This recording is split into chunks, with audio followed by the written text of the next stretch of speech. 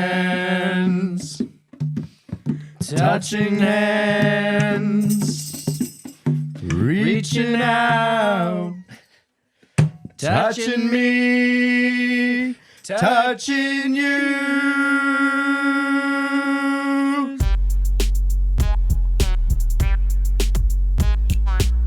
Welcome to the Boston's Big Four podcast. Cast.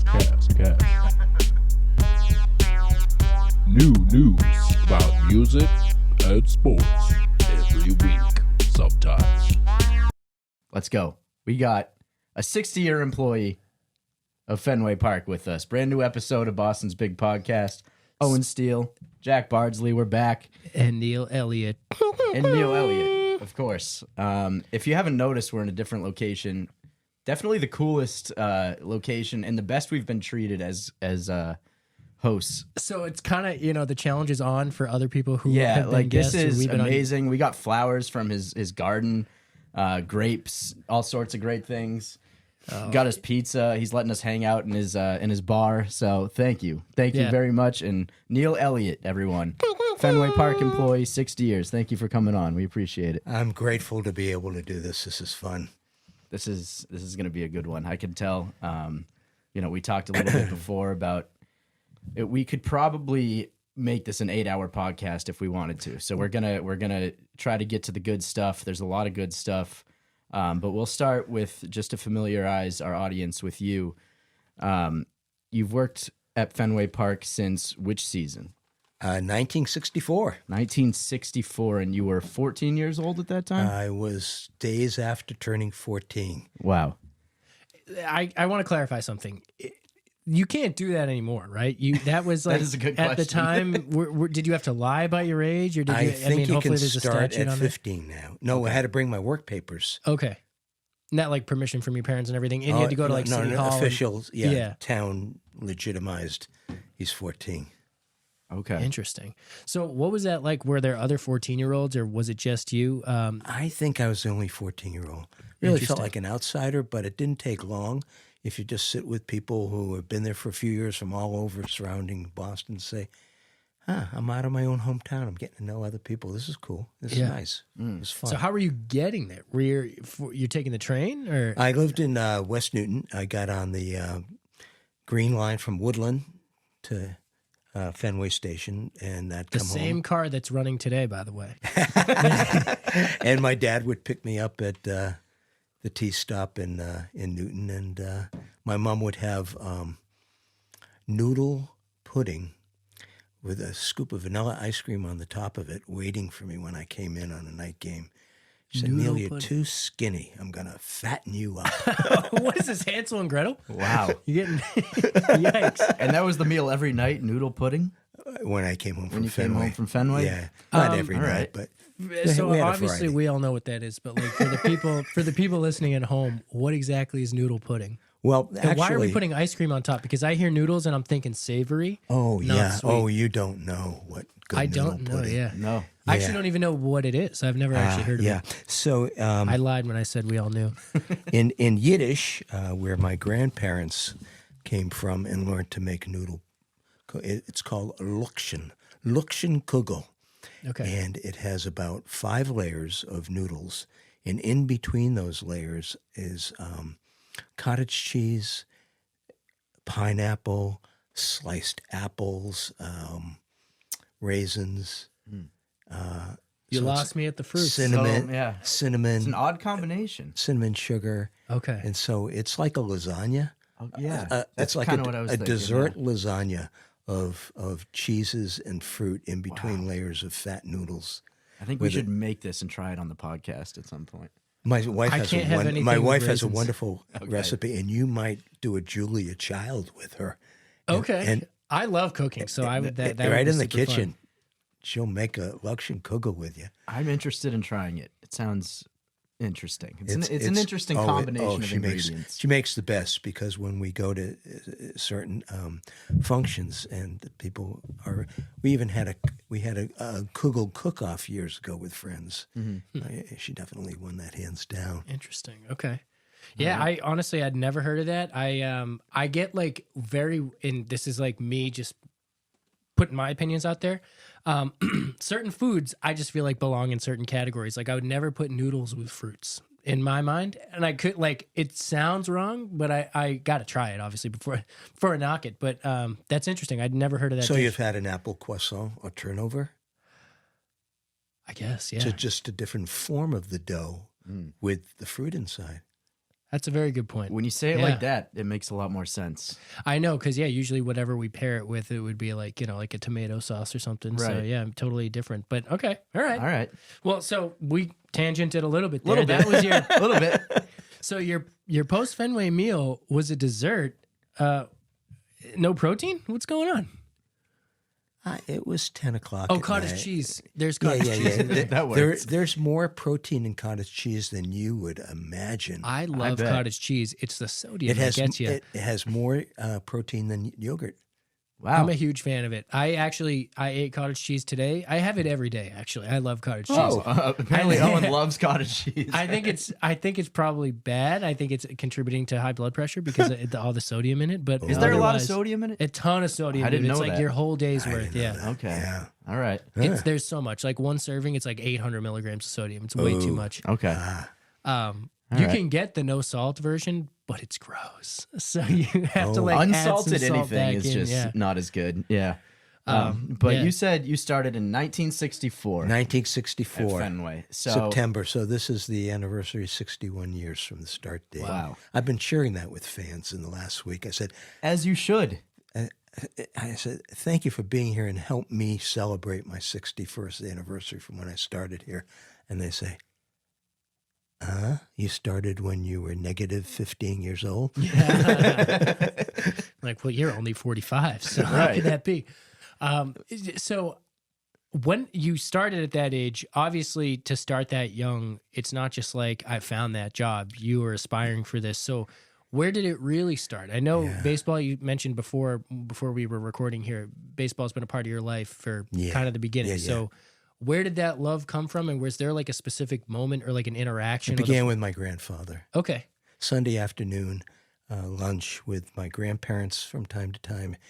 My grandfather would be watching on a little 9x9 black and white TV. I was 6 at the time, smoking his Chesterfield cigarettes and watching the game. And I said, Grandpa, what is that? And that was the beginning. Yeah. And who was playing at that time? It was the Sox against an American League team. Okay. Like what players were on the Red Sox during that time? Oh, that's really pressing me. Ted Williams, Okay. All right. Jackie Jensen, Yep. Jimmy Pearsall. Okay. There's a few. I mean, that was, so that would have been what year exactly? Probably in the 40s? That was,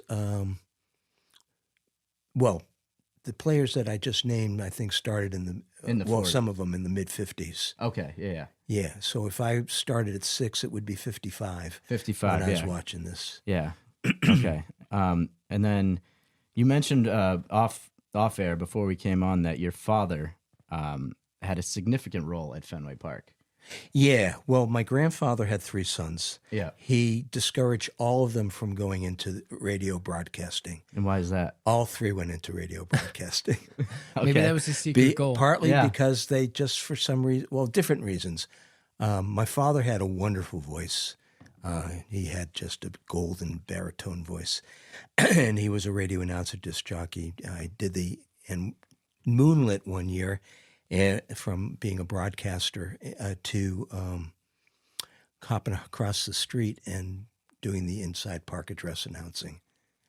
That And has to be the coolest job. That's super. And I will say to the listeners here, the more you get to know Neal, the more you will see that he will casually drop these insane nuggets of like Insane. lore and history. I take them for granted. And you do. I don't want to say that We you take won't. them for granted, but you definitely, it seems that you are so used to these iconic moments over right. the course of your Yeah, life. yeah. And we will get there, but I also want to know, like, when did it almost seems like at some point the wide-eyed moments sort of wore off, and not to say you don't appreciate them the same amount, but it seems that you would take, maybe meeting a star in stride and approach it a different way than you would have in the beginning. So like how has that kind of developed over time? You meet a player, you meet the next player, something happens, that it took you most of your life before they won a World Series, Ted Williams when I was about 7 or 8 years old. Wow. 7 or 8? Wow. He needed money, and so he was at the Commonwealth Armory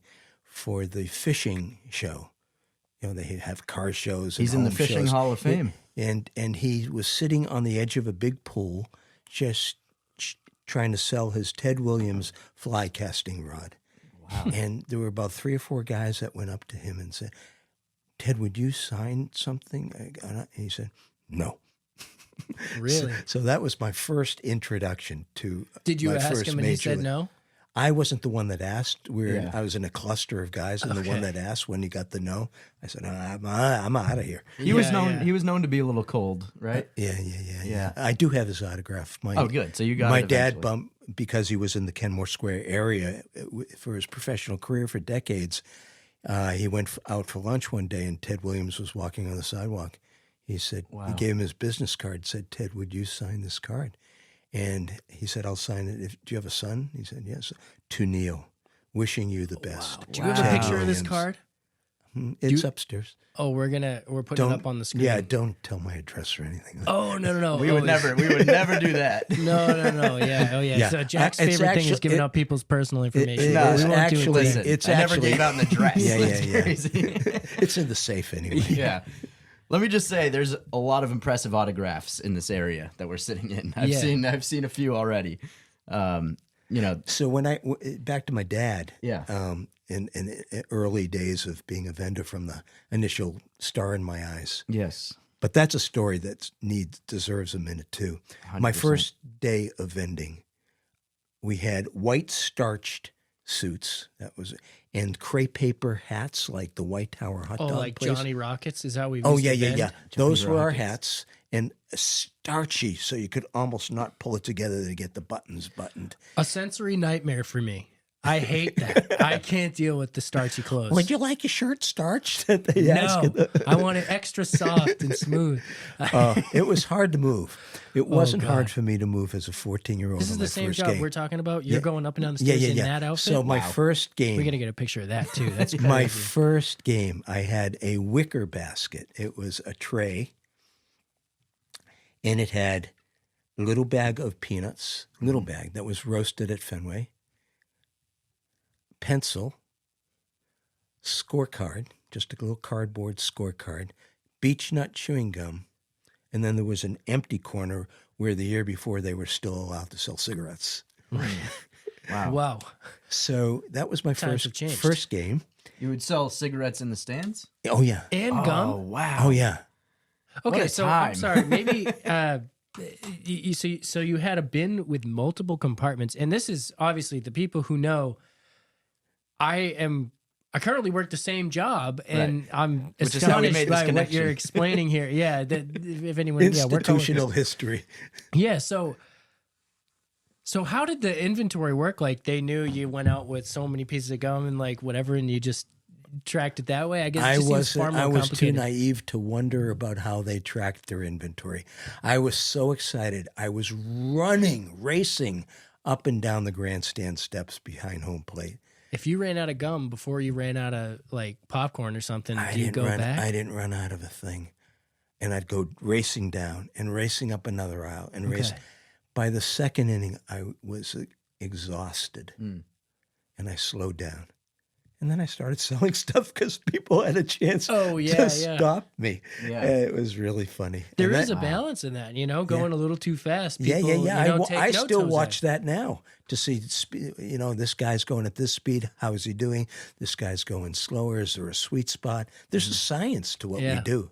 Yeah. There was a guy who you'll know who I'm thinking about. He's not here anymore. He sold pizza every single night while he was here, and he had seniority to pick something better. And he always exactly, and he would say that pizza lent itself to a slower vendor, and he liked to move slow, and he said that it did better that way. I think it was an excuse, brother. If you're listening, I'm sorry. I'm just saying. It's But like a vendor in my day who had seniority to do hot dogs when that was the highest pick. It Yeah. still is in some ways. Right. And he chose Coke. And we kept saying to him, why do you want to do Coke? He said, I've put in a long, hard day. Just want to be here. Enjoy. Oh, that sounds I like don't wanna somebody be else who making up hot currently dogs. works there. Yeah. I'm trying. Throwing people under the bus. He knows who he is. I try really hard not to say people's full names on here because if they're not like also in media or wanting to be on the podcast, I'm not going to drop your full government. But he knows who he is. He on purpose picks things just for the vibes. And I don't blame you. You know, if you want to come in and just, there are stable products to pick that Right. you're going to have a fun night and you'll still make good money, you know? So I can't blame him. Yeah. I can't blame that mentality. It's a long day. It's a It makes second sense. job. It makes sense. If You get that's to spend some if time that's in the how park. you want to spend your time working, then Have you found any periods of time where that was your approach? When I shifted from peanuts to beer as a regular, I felt I wasn't enjoying myself as much because you have to put the case down and it was just, and you had to pour the beers into plastic cups. Oh, that must have been It was a stressful. I remember process. that. Yeah. Yeah. Peanuts. I took a bag and just tossed to people, and I could Yeah. keep watching the game because I wanted the game to be the main thing, and tossing peanuts to people to be the background. well, that was going to be one of my questions, and I asked Owen this on the last episode. Yeah. How are you able to, like, you're a diehard Red Sox fan. How are you able to work with a game going on? When you hear the crowd roar, you're looking at the field, right? Not as much as if I had peanuts. I got to find Okay. a chair to put my case down Yeah. on for my back instead of putting it down on the floor. It Yep. extends my career. And then you're supposed to, so I don't watch as much as I used to. Sorry, Okay. can you just pull the mic a little closer? Yeah. I wish I did. But if I did, I think there would be a certain sense of I'm not doing what I'm supposed to Right. be doing as part of At the the, end of the day, the you're beer working. team. Yeah. So I want to get back to your early days. You started in 64. 67 is the Impossible Dream season, Yeah. right? And that's when fans started showing up. Well, it's 6,000 to 8,000 until then. Right. So your first 3 years. Still, what was it, 24 at the time? How much capacity did yeah, they what was the add? capacity at that time? 30. 30? Still Okay. 30. They Yeah. only added like 5,000 seats. I thought they added I more think than that. upstairs and with the monster Yeah. and tighter aisles, they Not a only ton of room to work squeezed. with. They only squeezed another 5 out of it. Yeah, we'll have to have a Ship of Theseus conversation about Fenway Park at some point. Yeah. But we'll figure that out. A ship of who? Theseus, you familiar with this? No, tell me more. So it's like an old story. I forget exactly, but basically this ship was a great ship, restored and maintained for years and years. After a certain point, all of the parts of the ship had been replaced, and it was still the ship. And the point where all of the parts that they took off of the ship to replace what is now the current state of the ship, you could build an entire new ship.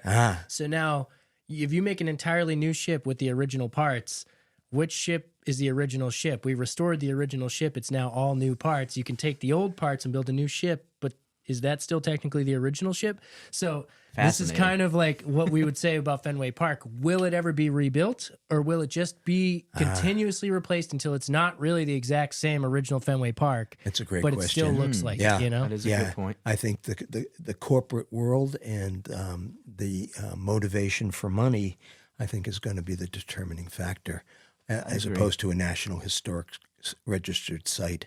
I agree. Isn't it? It is, right? I thought it. It is. Okay. It is.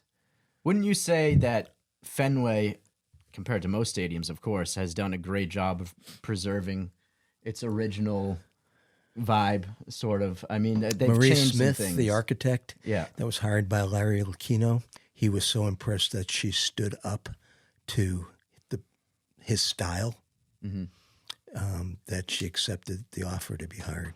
Okay.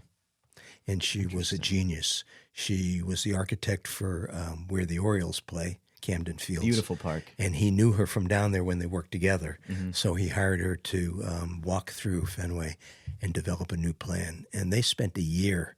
Every Sunday morning, they would have people from the board of trustees, you knew who they were, that Henry had put together, and they'd be walking with her and looking and talking business about the new architectural design. It was fascinating to watch them. Wow, that is really cool. So going back to when you first started, sorry, I still need to finish my point on this. Talk to me about those first 3 or 4 years that you worked before 1967, because you're talking about a 30,000 capacity stadium that's only getting 6,000 to 8,000 people. That's a lot of empty space, a lot of ground you have to cover. What's it like working in the stands in an basically empty stadium?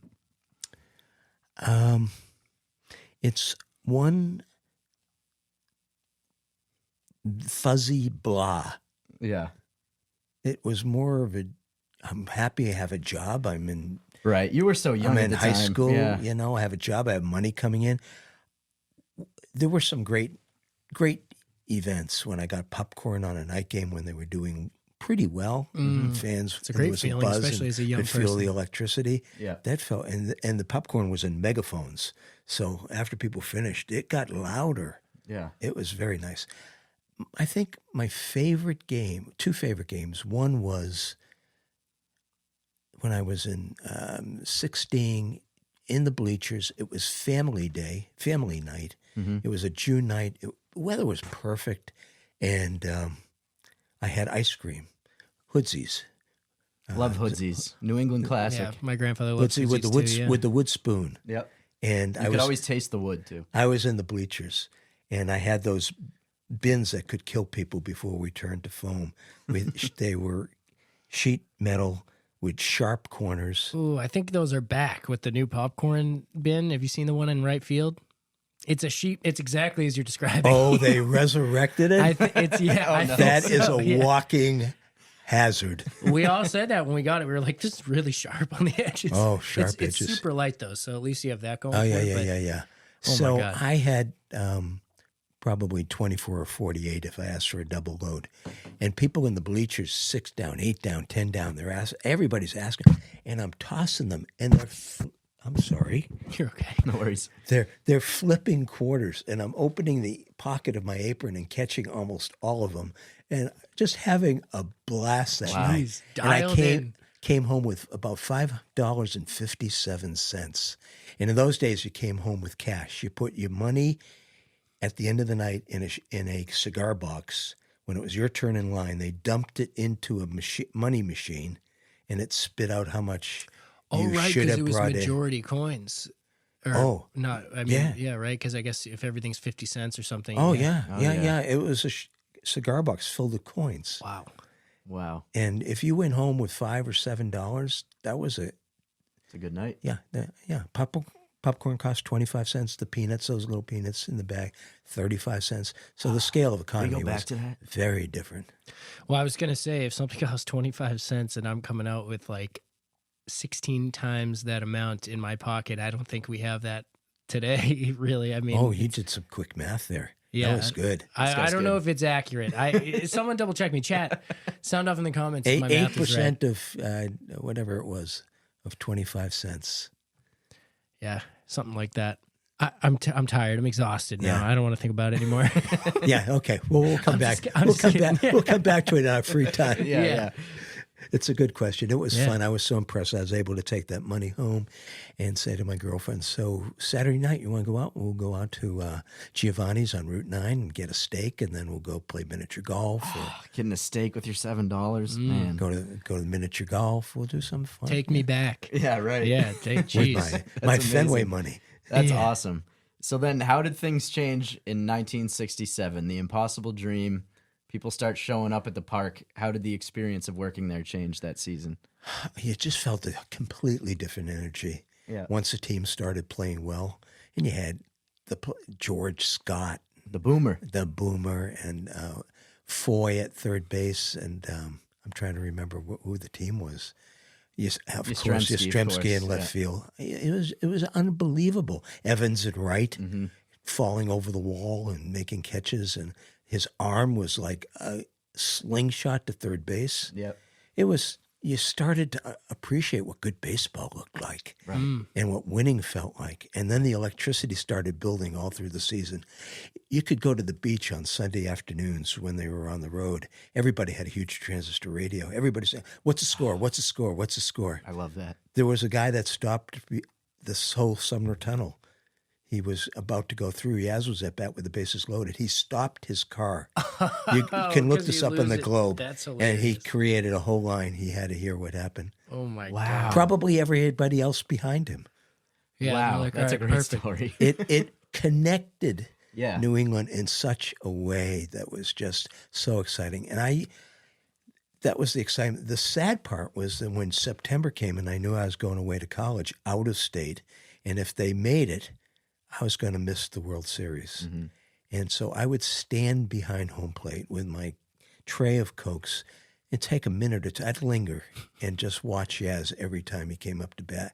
And every time he would just hit this high line drive off the left center field wall for a double, and like it was nothing. Beautiful swing. Oh, That was a joy to watch. I mean, I've seen highlights. Obviously, my dad was a huge Yaz guy, so I know all the Yaz lore.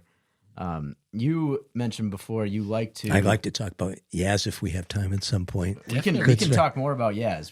Share some Yaz stories. Yeah, Go so ahead. I would have the magazine booth at Fenway for many, many years. And so a lot of players came by or came in and walked right past me. And I said, Yaz, would you sign? As a kid, I tried to get him to sign. No.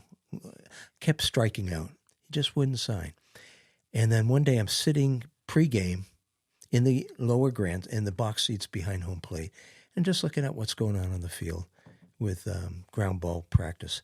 And I see this guy standing in the center of the infield, and it looks like a lot like Yaz. And I said, I wonder if that is. And he has a group of people around him of all ages. And then he opens the gate and comes up the aisle with this whole entourage. And I had a ball in my apron, and I wasn't supposed to ask for his autograph, but I wasn't technically not on the clock yet. So I jumped out of my seat, and I ran up the steps to the main aisle, and I said, Yaz, I've been wanting to meet you and ask you for your autograph since I was a kid. Would you please sign my ball? And he looked at me, and he said, I'm not Yaz. No way. I'm not Kari Stremski. He said, I'm not Kari Stremski. And I looked at the people around him, and I'm not great at reading body language, but I got the sense that they were smirking. Was he like some body double or something, or how? I didn't know what was going on, and I didn't want to embarrass myself, and I was feeling right on the edge of falling into deep embarrassment. Right. So I just said, yes, you are. And he said, I can't sign your ball. Yes, why not? I don't remember how to spell my last name. No way. I gotta say, I can't. I'm a little confused. No way. It is a tough name to spell, but I don't know. Your I don't own know last about- name? I don't know about that. I will say I've seen someone Can you do spell Yes's last name? I can spell it. Can you both with 100% certainty? I can. Yes, absolutely. I feel like with 100% certainty, because what I have in my mind, I feel like maybe I got hit it. us, Jack. All right. YASTRZEMSKI. Excellent. All right, go. all right. I'm glad I have Jack A lot of here. people think it's YAZ because Yaz. Yeah, but yeah, YAS. it's YS. I was gonna get as far as that, but I feel like where the Z goes after that, I was gonna mess up. It looks But like Yastrozemski. So I had a pregnant pause there when he said, I'm not Yaz. I just felt myself. Yeah, I mean, So that's, was he just trying to be like in this like existential way of like I am not that person anymore, or is he trying to be like get away, like this is just an easier way to end the conversation? What do you think? Why do you think he was acting this way? I really don't know. Well, I thought you were gonna say that he was some sort of impersonator or something. That's like where It sounds like it was going. Yaz. And the people around maybe So knew that he does after that to people. he said, I can't remember how to spell my last name. And then he said, can I just write Yaz? I think See, what I would have said is That's just rude, write yeah. Yaz. Yeah. Well, he said it before I said it. Yeah. Okay. So the ball is on the top shelf of my I love that. autograph You got to look at that after area. this. So it just says YAZ. That's all it says. Okay. All right. Well, at least he signed it. It's I was a thankful. weird interaction. It was resolution Yeah. of a craving of 40, 50, 60 years, almost 60 years. Yeah. Wow. Interesting. The AI overview. While Karl Yastrzemski isn't known for actively seeking out autograph requests and is described as a private man, he is not known to dislike signing autographs. Maybe he is now, though. I don't know. That's the AI overview. Yeah, AI doesn't know what it's talking No, it about, doesn't. but we might have. He had a reputation of being somewhat of a loner Yep. in the clubhouse and standoffish. Okay. So Yeah. we went from having Ted Williams as our star to having Yaz as our star. Yeah, Both not really outgoing personalities, right? interesting. Yeah, I just thought of that now. I Yeah. mean, it's because you look at the early 2000s Red Sox and Pedro and Manny and those guys. It's just interesting. They were able to captivate Ted Williams and Yaz were able to captivate so many people just by their play on the field, basically. Yeah. Right. They didn't have to be this super attractive personality or anything. They just, Unlike Tony Canigliaro. who was, yeah. Yeah. What do you know about him? What stories can you tell us about Tony C? Well, I watched his first at bat on television. Unfortunately, I wasn't there. Okay. The first pitch. Why was it on TV? Or they were It was a day game, and I came home from school, and it was the first pitch enough. of his first major league at bat that he put in the net, Mm. and Fenway went wild. Wow. I was there the game he got hit in the head. I was going to ask about that. I was sitting in the center field bleachers with my girlfriend, and it was getting towards the end of summer. We'll cut and we that knew we part. were both going away to different colleges, and that just made the whole spirit of the evening even worse. Oh no, That was, man. You could hear it in Oh the my bleachers, God. Yeah. the groaning. Yeah. like a ball hitting wood. Yeah. Oh, Oh, it was terrible. Oh, that picture of him on the front of Sports Illustrated. Yeah. That was. I loved when I was in high school at 16, he was writing and singing songs. Oh, was he? Player of the backfield in motion was, look it up, backfield in motion, Okay. and something about playing the field. Okay. A lot of double entendres in both songs, Yeah. and he was he was a movie star, baseball player, Yeah. He really was. He red Corvette. he had that superstar aura about him. He did. Yeah. do you feel like we have that anymore in baseball? Like that heroic type of person? Like, is there anybody? I feel like the last person on the Red Sox we talk about like that is like David Ortiz. You know, is there somebody? And that was still a little while ago. So So At this not the point. romantic heartthrob necessarily, yeah, no, I mean not yet, But not just exactly that way, connecting with the person and the ball player. but a larger than life type of personality Yeah, that yeah. is on the team and kind of goes beyond the sport. And I wonder if we Yeah. have that anymore. In baseball in general or on the Red Sox? I would argue it's not really happening in sports as much in general, except for the people that sort of like, Gronk is doing streaming and stuff like that. There's people doing things like that, but I don't know if I worry that the entertainment industry, and this is not unique to sports, but it's so vapid that we don't have like staple figures anymore. And I'm just wondering if over the years you've seen, staple figures go from Ted Williams to Yaz to whoever. And over the years, I'm wondering was it just a population thing? Like we had less talent, so the good talent was propped up a little more? Or is it now that we see so much talent that everyone's just ready to see the next best thing? Well, maybe best way for me to try to make sense of a great question is to move it back Okay. from Ortiz, 2013. We had the Bearded Brothers, and I think people fell in love with that. Absolutely, yeah. That feeling in that team, and Napoli and Gomes, Yep. and putting the 2004 World Series trophy on the finish line at the marathon. And It was 2013 was a similar vibe to 2004. When Yes. 2004, they all grew their hair long and had this Yeah. handshakes and everything. That camaraderie. I kind of feel that with this year's team a little bit. Yeah, with the plane thing and stuff. Yeah. yeah. It is coming a little bit. I guess I just haven't felt it in a while. I don't think it's for show. I think this team really enjoys being together. I agree with that. Yes. They're different on the field now. Yeah. In batting practice, instead of Latinos in one little cluster and Texans in another cluster. And,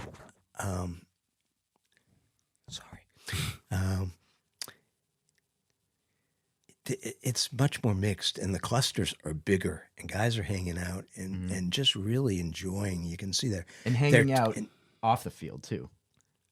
Because there used to be the 25 guys, 25 calves reputation, right? Yeah, my father referred to those days as the smelly socks. Yeah.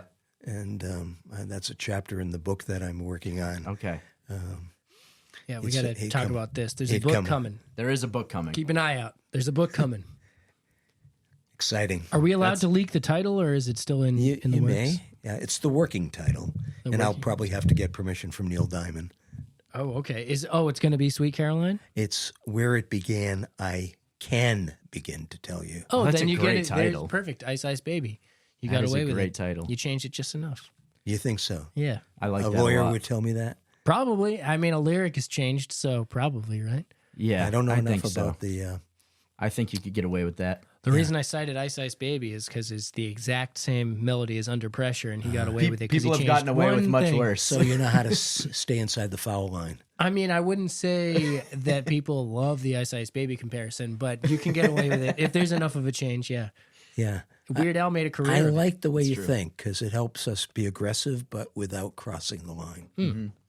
What year did they start playing Sweet Caroline at Fenway? Oh, 15 years ago, maybe. That was it? Really? It's so funny. I looked Maybe this longer. up. You'd It have to was- Google it. Yeah, I think it They were was like, doing it in 04, I think.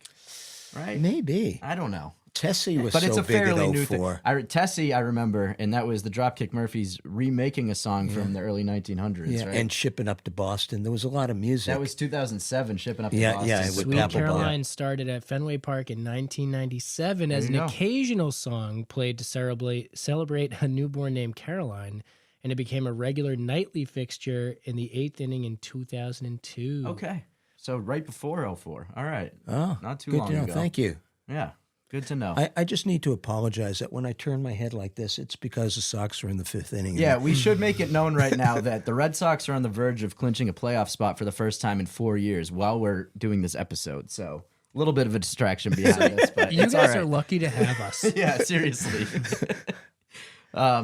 So you mentioned earlier that you like to show up to the park as early as you can, right? Or at one point you would show up as early as possible to watch batting practice. Semi-retired. I have flexibility with my schedule. I Yes. love being 14 years old again and standing on the sidewalk as players drive in and sign autographs. As I do this more and more this season, for the first time ever since I was a kid, 14, Okay. I'm loving watching the kids and people from all over the country who say, no, we have no access like this to players. This is so special. We can stand on the sidewalk, and when they get out of their car, instead of going into the clubhouse, they come across the street and they talk with us, and they take selfies. We can shake their hand.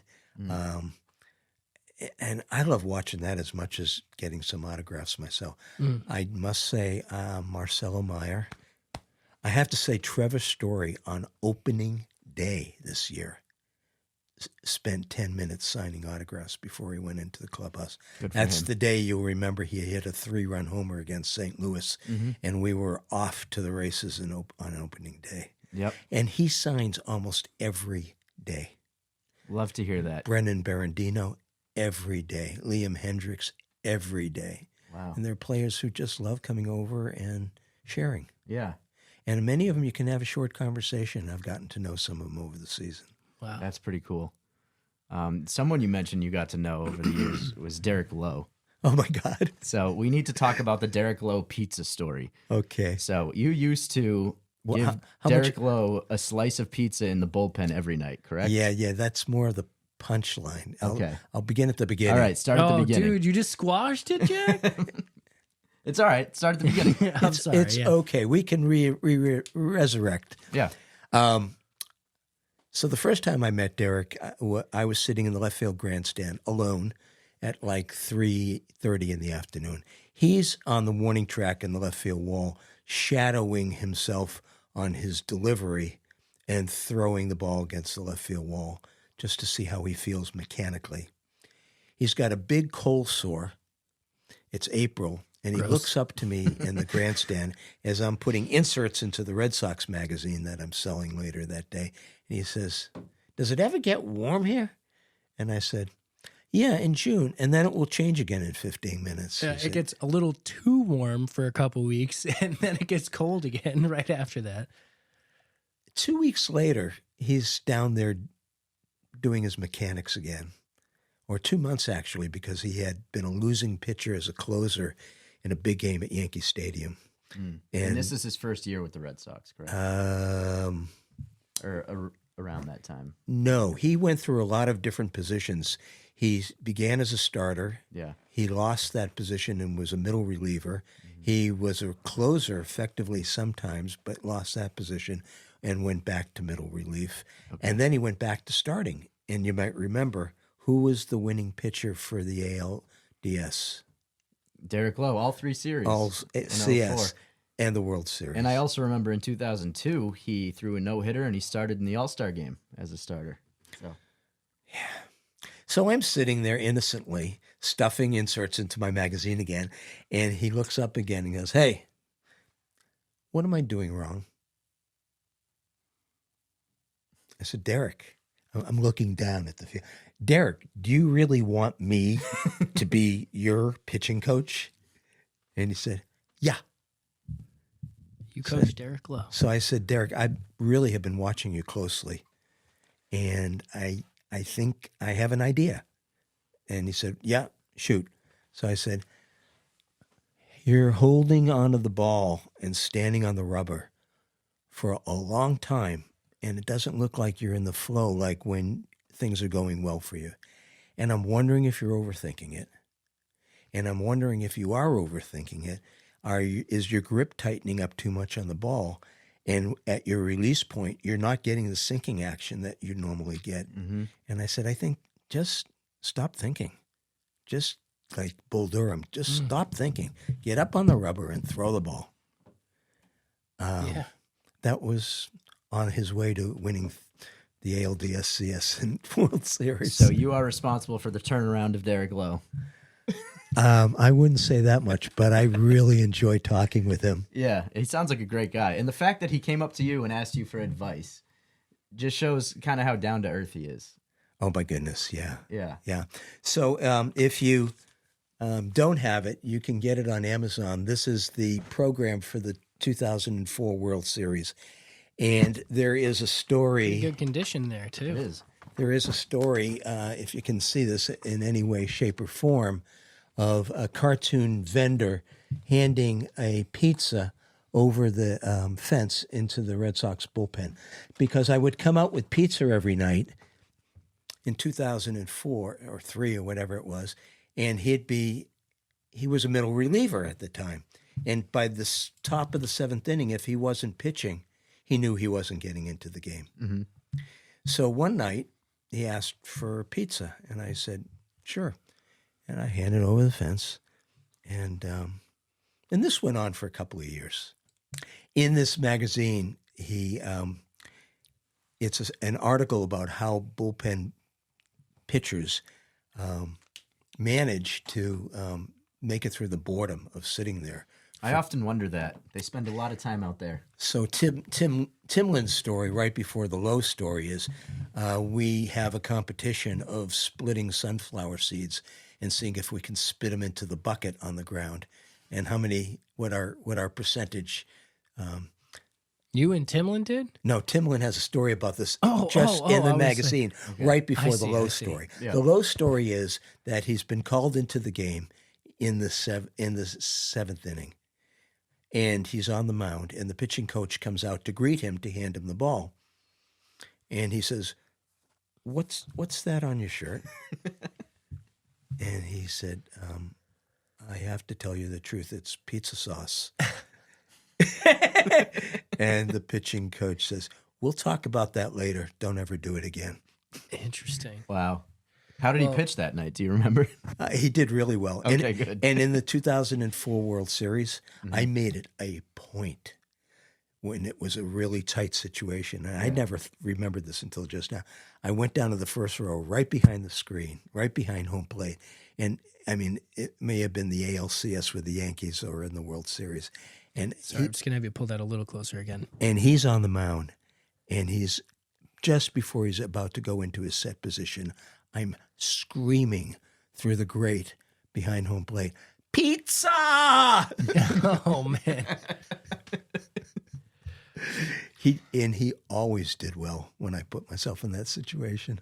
That is funny. That is, yeah. So hey, So I felt like I was the 10th man on the team. yeah, you have contributed. sounds to like the you Red had an Sox impact, in for more sure. ways than they probably realize.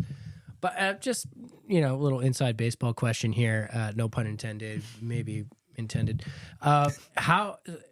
Who was the pizza vendor at the time? Like, was it Papagino's or like? Yes. It was Papagino's back then. Okay. Yes. Wow. How long has Papagino's been around? 4 cheese pizza with more oregano on it than any other company we've had. Really? Okay. Yeah. See, I liked it when it was Papagino's. I I don't like know if I should be Papagino's. saying I that, like but Papagino's. I What miss is it now?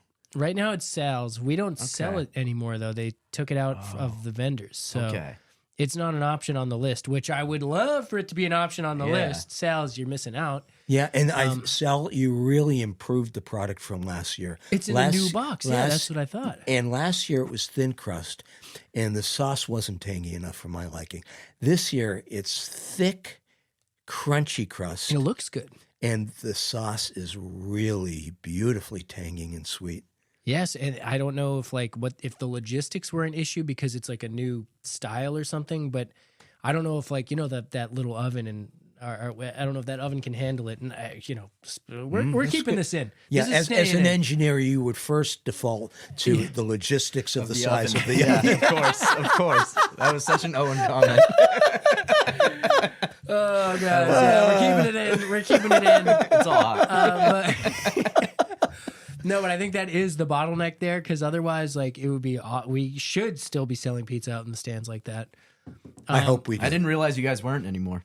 We just started selling crispy crunchy chicken. It's KKC, not KFC. Crispy crunchy chicken. with nice pickles and chipotle sauce. Is that like Yeah. a chicken sandwich? Yes. Yeah, it's a chicken sandwich. We sell it like hot dogs. brioche Like it's out type. there in a Wow, bin that now. sounds yeah. really good, actually. Very good. I when they're about to throw one out, I usually find Yeah. a way to have one for the ride home. There you go. So I have been saying, I'm like, having lost the pizza, it's pretty much just popcorn and hot dogs. So I was like, we need more snacks out there. Absolutely. That's a good point. Um, Yeah. Maybe So- they'll bring it back for the World Series this year. I would like them to. Yeah, I've had Checking I on mean, the game, top of the sixth, no Speaking of the score. World Series. Yeah, especially as the weather changes. I'm typically a Dell's guy. Shout out Dell's. Shout out Paul. There's not much to sell beyond the things that are good in hot weather. So especially in my area because you get the luxury of beer, hot dogs. Hot chocolate, Well, peanuts. but then again, does it get cold enough for hot chocolate? That's really, right. like by the end of the It's season, marginal. If Only you barely. get to the World Series, maybe. But now are the times where we had like a 65-degree night. It's not cold enough for hot chocolate, Yeah. but it's So, also not hot enough for Dell's. Owen is in that stage right now where he knows the ropes, Mm-hmm. but he can't get what he wants to get. You guys are hearing my my qualms. He's right now. forward looking. He knows what he needs. He knows what he wants. He probably has projected the date that he'll be able to get it, but it's that angst period of Well, it has a lot to do with what we're putting on the list. If we're putting smart products, I think we should be having a little more pizzas on 65-degree nights, a little more chickens on 65-degree nights. But look, You're allowed to say I'm that? not. I'm not an accountant, dude. I'm not an accountant. We're allowed to say that. All right. That stuff's totally fine. Yeah. All right. I don't know. I mean, double check me. I'm pretty sure that's fine. I don't think there's anything wrong with talking about the products that we offer on any given night. Yeah. it's part of the experience. It It is, is. And it's an ever changing experience. You've yeah. Well, I don't think we cut that. No, I'm just kidding. The ever-changing experience part of it, but just because it always changes, you never know. It is. So I wanted to ask you. This is a note that we have in here. We're going to get to the rest of them. I want to make sure and once again, there is probably going to be a part 2. So There sound has to off in be. the comments if you have any questions for Neal or us, or you want us to ask Neal or clarify. There's so much to talk about with Fenway, and you Yeah. are uniquely positioned to explain a lot of that to us. You had firsthand My experience. So pleasure. I want to know, do you think that Ted Williams seat is real? Ooh, good question. It's your question. I stole it. That is my question. Well, my perspective will be a combination of other people's perspectives. Okay. Were you there, or did you watch that game? Oh no, before my time. Okay. I don't think I was born at the time. That was Oh, in the okay. I'm 40s, sorry. I believe. I'm not amazing at math, and that's why I didn't know that. Maybe 508 feet, I think, is the measure. has that ever happened? Has anyone hit that? Not even in batting practice. I don't know. I don't think it's been measured. Manny Ramirez, I think in his last year, hit a ball halfway up the light towers, and they don't know if it landed on the Mass Pike. Yeah. But I don't know how they decide. They know where it landed because they gave it a measurement, and they said it was a foot, 2 feet, or something short I believe- of Ted Williams' Yeah, home run. I think it was like 501 was Manny's longest. Yeah, I was there for that one, and it was a rocket. Yeah. Manny hit some of the farthest balls I've ever seen in my time watching baseball. I remember he hit one at a game I was at that went way over everything. Yeah, his power was crazy. Yeah. Yeah. So back to the hat.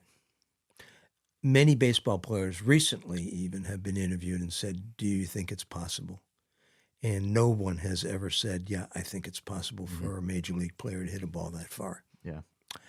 The story is the ball would have landed in the air until it went through some gentleman's straw flat top hat and Yes. broke through the straw. There's a perfect hole, right? Perfect hole. Yeah. And then So, that's the part that makes it less believable to me. Yeah. so You're, that's like, one adding perspective. Too many details. And then yeah. there's the other perspective.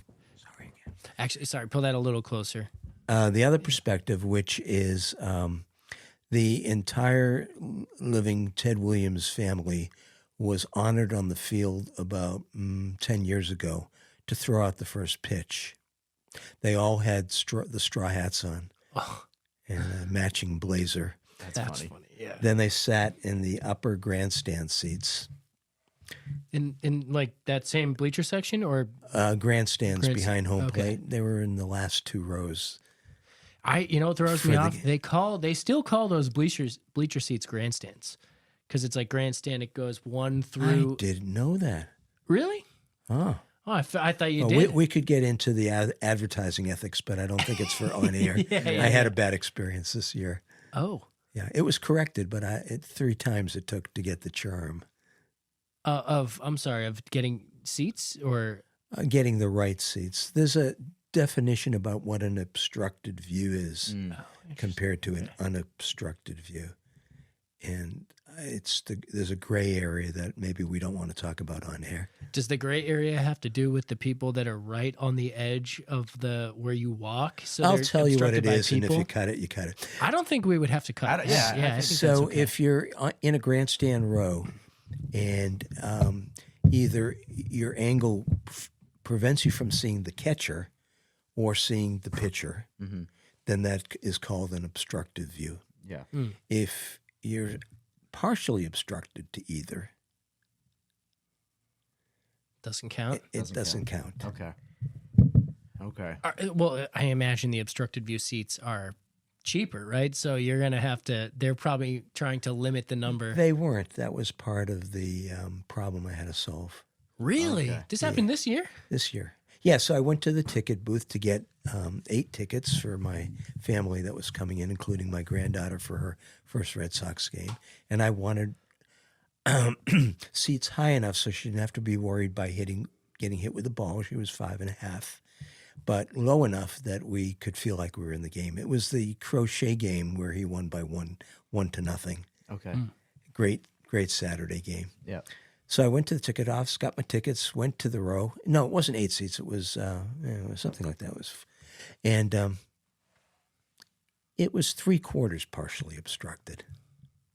So he said, "Oh," and then he went on his computer and he found other seats. I said, "Great." I went back and there was a similar problem. So I went back again. I said, this time I'm getting tired of coming back and forth. I need you this time to get it right. Wow. So he got it right. It Well, wasn't. I'm confused why there's not. It's not like we've had a billion sellouts this season. So is it hard to get 8 seats together that aren't obstructed? Is For it- that game, it was. Wow. Saturday Okay. game, Yeah. crochet. Fair enough. Yeah. Makes sense. Without maybe going to StubHub or something like that. Yeah, it was 6 seats. Yeah. Hmm. I had my first experience recently sitting in those right field grandstand seats that face out towards center field, and home plate is this way, so you have to be turned. That was Good different. good for stretching your back. Yeah, it was different. You know, I didn't mind it really. I'm at the ball game. I'm having a good time. But Oh wait, it's where I just saw you interesting. when I was doing Yeah, dogs. those seats face. That's out like towards center those field. are the worst seats. Yeah. Those are the worst seats you can get. I had heard about them before. I had never sat in them, and I was Those like, are "Oh the yeah, this seats, is really not like- facing home plate." If you go with like a school trip or like a church trip or Yeah. any kind of like a group trip where the tickets are bought in bulk, it's usually there. Those are actually the seats I got for free with my subscription to Nessun 360. Exactly. So, They're throwing there them you go. away. Yeah, There you they're go. throwing them away. That's where it's cheap. It's a good way Mm-hmm. to see a game. I've sat in those seats, but you know, that's where those are the cheapest seats. Yeah, It's it was funny. so and fun. it's That was the Skeens versus Tully game last month. That was fun. There's a lot of Yeah. buzz around that game. well, it's fun seeing you guys too. And I Roman love running Anthony into hit a people. home run off Paul Skeens, which was nice. If I have a sad look on my face, Story has just made another error. He's been jeez. doing that a lot lately. Yeah, ground ball behind second base. He took the crow hop, and he come on, didn't get it on the bag. Ground ball behind second base. It took the crow hop. We have to do an announcement for this. Owen has a pretty good anannouncer voice. as you can see. Okay, don't gas me up because you got the real No, smooth butter. you have like the old school announcer voice though. I just love to do the fake one. Yeah, Yeah. where it's like, and he strikes out. Oh my god, you know? Stuff like that. Kind of sound like Harry Carey a little bit. I love the. You mean like the suicide thing? No, he doesn't know who Harry Carey is. Well, Harikari is a suicide thing too. no, So I don't thought, know. I was I don't know that. Yeah, it's Harri. yeah, I'm just double entendre, Samurai. but whatever. Red Barber, did he have that kind of voice? I don't know. I don't know Red Barber. He was the announcer for Giants win the pennant. The Giants win Oh, the okay. pennant. He did have that kind of voice. Yeah. But then the Vince Scully, Vin Scully's a legend. did he have that voice? He did. It's funny. I don't know. He did. I don't know. Homie, apple pie. That I don't know. I don't know that reference. Just easy to listen to, kind of rolled off his tongue. Yeah, yeah. I'm absolutely. glad that Jack didn't get something because, when it comes to We're, sports history, we're talking about and lore- legendary baseball announcers. So Harry Carey was the Cubs, right? Yeah. Yeah, and Vin Scully was what team was he? Vince Scully, I think, was Cincinnati. Cincinnati. Okay. But it's Yeah. just nice to know that there's someone who's got deeper Yeah. cuts than and Jack. and Hank Elliott, my dad, sometimes did some of that, and Is there any? Do you have any access to like old recordings of your dad? I have a tape. Wow, that's pretty We cool. might need to put a clip up if that's okay. If we can get access to that, I would definitely put it in the podcast. Make a note. Yeah, definitely we'll make definitely a note of put that. it Yeah, in. I That would have be awesome. I have the cassette tape when he was re-interviewing. His first interview was with Joe Cronin in '48 when he got the job, and then in the '70s when he was retired, he got bored and wanted to go back and do it again. Mm-hmm. So he had to make a tape and send it in. So I have that tape. Okay. Yeah, we have to put that in. So, That's cool. his famous moment was when he had to announce this guy from another team, not the Red Sox, named Art Chu.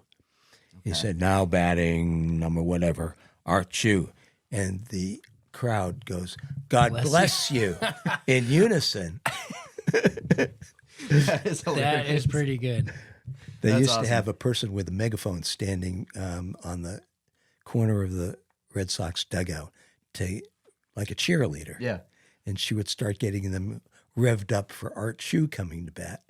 that is so funny. So that is the type of thing where, like, at the time, that was in the zeitgeist of popularity, and there was that to collectively say It's "bless a you." big word, zeitgeist. I just think like for this kind of show. as the well, geez, I don't know if that's a compliment. It is. We're smart. Pretty much like I've noticed that there's not as much. There's a lot more niche sayings, go like again. things where like I might say something to Jack, and I know Jack and I are on the same page because we are kind of in the same circles generally. So I can make a joke or kind of use shorthand in a way that he might finish my sentence or like know how to finish that thought. In the same way that Art Chu, the whole stadium says "bless you" as this. We all know it's kind of a joke. That's a play on his name. I don't know if there are as many, if that's as common anymore. Like, is there anything that could happen that the whole stadium, the only actually thing that I can think of right now is when they do the tequila song and everyone Right. goes tequila at the same time at the end. But it sounds like the Art Chu thing happened organically. It wasn't planned. Yes. at And all, I'm Yes. wondering, over the years, have you noticed that the way media has sort of like become so specific and so widespread in that there's more of it? You can find specific like niches, like we were saying, but there isn't that. I feel like back in, 40, 50 years ago, everybody was listening to the radio or everybody watched that last Seinfeld episode and we all knew the joke. And it was like, I don't know if there's that anymore. Have you seen that change over time? I think it's been taken away from us Yeah. because there's so much pumped in, planned, programmed sounds Yeah. in the innings and especially between innings. They keep you busy. In Definitely. my opinion, Fenway is better than some other stadiums. I get so tired of listening to Havana at Yankee Stadium just to get people, and as a Jew to be tired of listening to Havana. I mean, Clip it. Clip that, definitely. you have to clip that? Oh, no, We're- not we're- cut it. We're going to put that on social media. That's funny. Yeah. That is good. That's funny, yeah. So I didn't know they did that. I've never been to another stadium. I didn't know New York had that thing. So I Oh, don't know. they've got all kinds of noise. It's horrible. I was a fan there for 2 games last summer. Yeah. Okay. And and they were losing to Tampa Bay 2 games, Saturday and Sunday that I was there. And it was filled with just noise. It was horrible. Wow. I hear a lot of Yankees fans complaining about the new Yankee Stadium. They wish they didn't tear down the old one. Yeah, I hear that too. Yeah. I mean, they look pretty much the same, They right? do. They're identical. Yeah. But there's a modernness to the new one. Yeah. And so when you come to the main concourse, it feels like you are in a mausoleum museum. That's what I've heard. It's too much of a museum and not enough of a ballpark, I feel. You used Yeah, the the word ballpark is almost mausoleum, like though, secondary. Right. do we want to feel like it's like the grave of the last stadium? Is That's that like pretty much really- what it is, I think. Yeah, that's Would sad. this happen at Fenway Park? If we did that Ship of Theseus thing where it got maybe like fully revamped, looked the same, but it's all new, like, do we really want that? Is that I what- don't. They can't do it because of the footprint it's on. I would think so, yeah. Yeah, So well, yeah. the reason I also say, like, I don't know if I've made this hot take before. I think of all the professional stadiums, we've already clipped this out, so cut this if we have to. You got some pushback, though, the first time. We did. Sorry, Dart. I think that, and I'm not saying I think, or this is definitely true, but I would argue that just like on a completely objective level, Fenway is probably one of the worst stadiums just because of the age and the way, the space we have. And, it's tight in that right field concourse. And There's- one of the best. And one of the well, best. so that's the thing. I was like, if you take the nostalgia piece out of it you and you can't. look at it just objectively, it's very easy to, of course, like the state of the art, whatever that they're putting in these new stadiums. Yeah. To see that piece of Fenway and just wonder how could it be improved, and I'm sure that has been racking the brains of management for years. And I just wonder, is there room for that? Do people want that? Do people want to update what's there? Do we want to spread it out a little bit? I don't know. Like, I don't know what the next steps would be. And I'm not saying anything has to happen. I'm not complaining. I'm just saying this is where my head has been and what I've observed. And I'm wondering what's next. Well, I think if you asked the percentage of people who are the out-of-towners and out of the country who are filling seats in the summer, they would say absolutely not. That Right. we're here because It's a of what tourist it is. attraction. Yeah. I've noticed a lot, and I will let you finish your thought. I'm sorry, but I've noticed that a lot of people, and this is just as a working thing, we get a little jaded to the experience. I'm there every day. It's your job. You get out there, and still amazing, especially the key moments you take it in. Yeah. But sometimes I'm just trying to get to my destination and I see a sale, I'm working my way towards it, and there's somebody who's their own main character, of course, you know, and they walk out and they're wow, and they walk out slowly and they stop in the middle of the aisle, and I'm like, I get you're having your moment, but I'm also trying to get around you, and I'm like, it's so funny that these two moments can happen at the same time. Can you yell that out? Enjoy your moment, but step to the side, please. Yeah, exactly. There's a few guys that say that in not even as kind words, but it happens. You can say it kindly, and they'll move. Yeah, They I respect say watch your us, and heads. we respect that they're in awe. Exactly, yeah. And I've noticed that it's just interesting to, you know, being after having been there for so long, you can kind of step back and see other people's having those moments and experiencing You're like, it. I'm here every night, and this person is looking at this place like it's the most beautiful thing they've ever seen. Yeah, and I have to remind Why don't you myself. become a vendor? That's a good question. I've been asking this Owen guy has been asking. forever. Oh my God.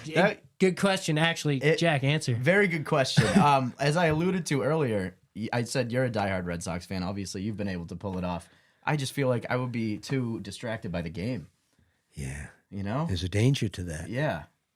So I don't know. I watch every Red Sox game. You could work in the bleachers where you won't get to see much of anything. Yeah. Yeah, I don't know. We'll I circle think back. If you got a different, you know, you wouldn't have to be a vendor necessarily. Like there's roles where you can still kind of watch the game and work. Be a food runner. Yeah. We can talk about it. Yeah. I mean, I talk about the concerts. I like going to the concerts. We worked a concert together, and it's, you know, going to.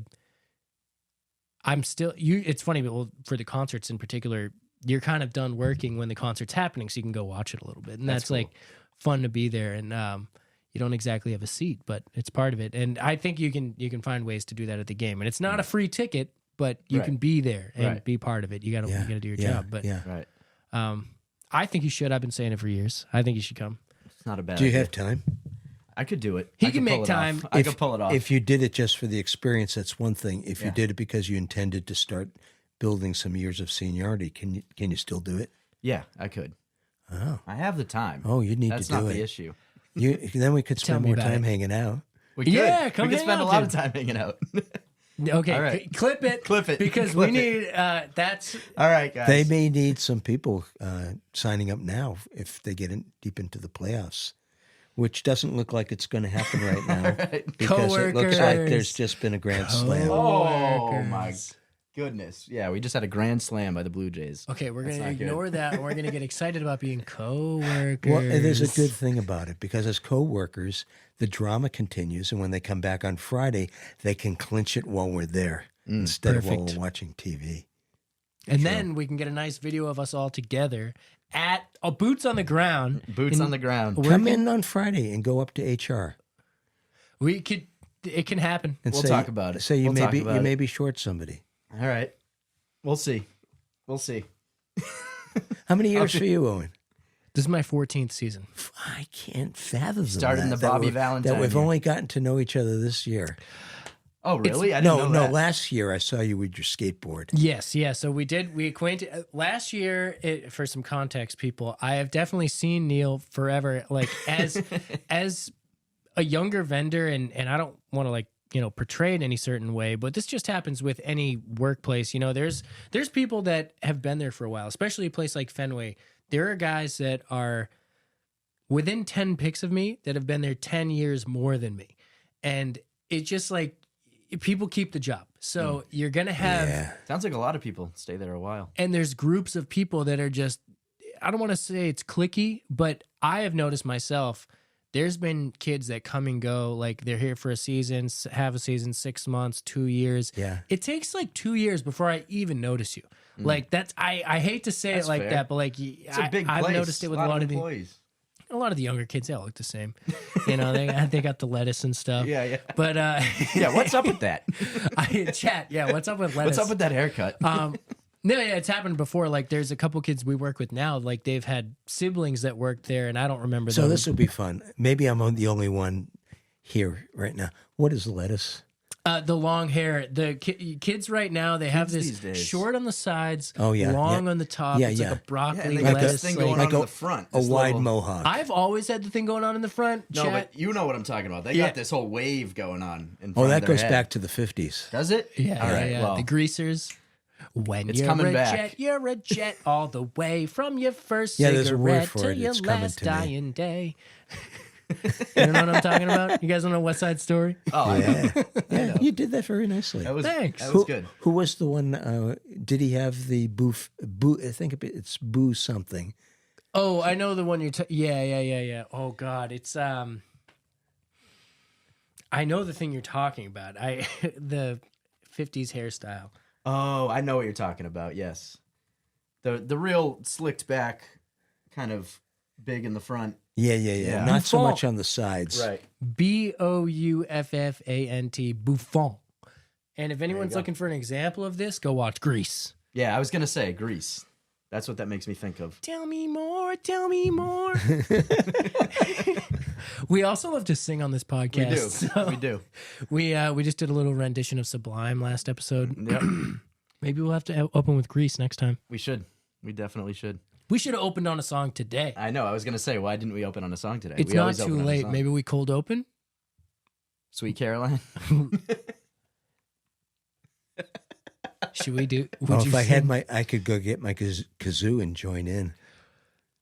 We might need that. we might have to do that. I've got tambourine, bongos, tuba, and back.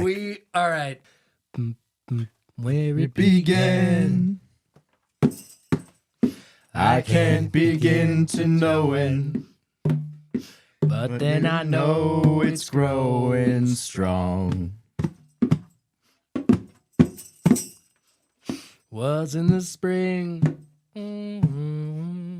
And spring became the summer. Who'd have believed you'd come along?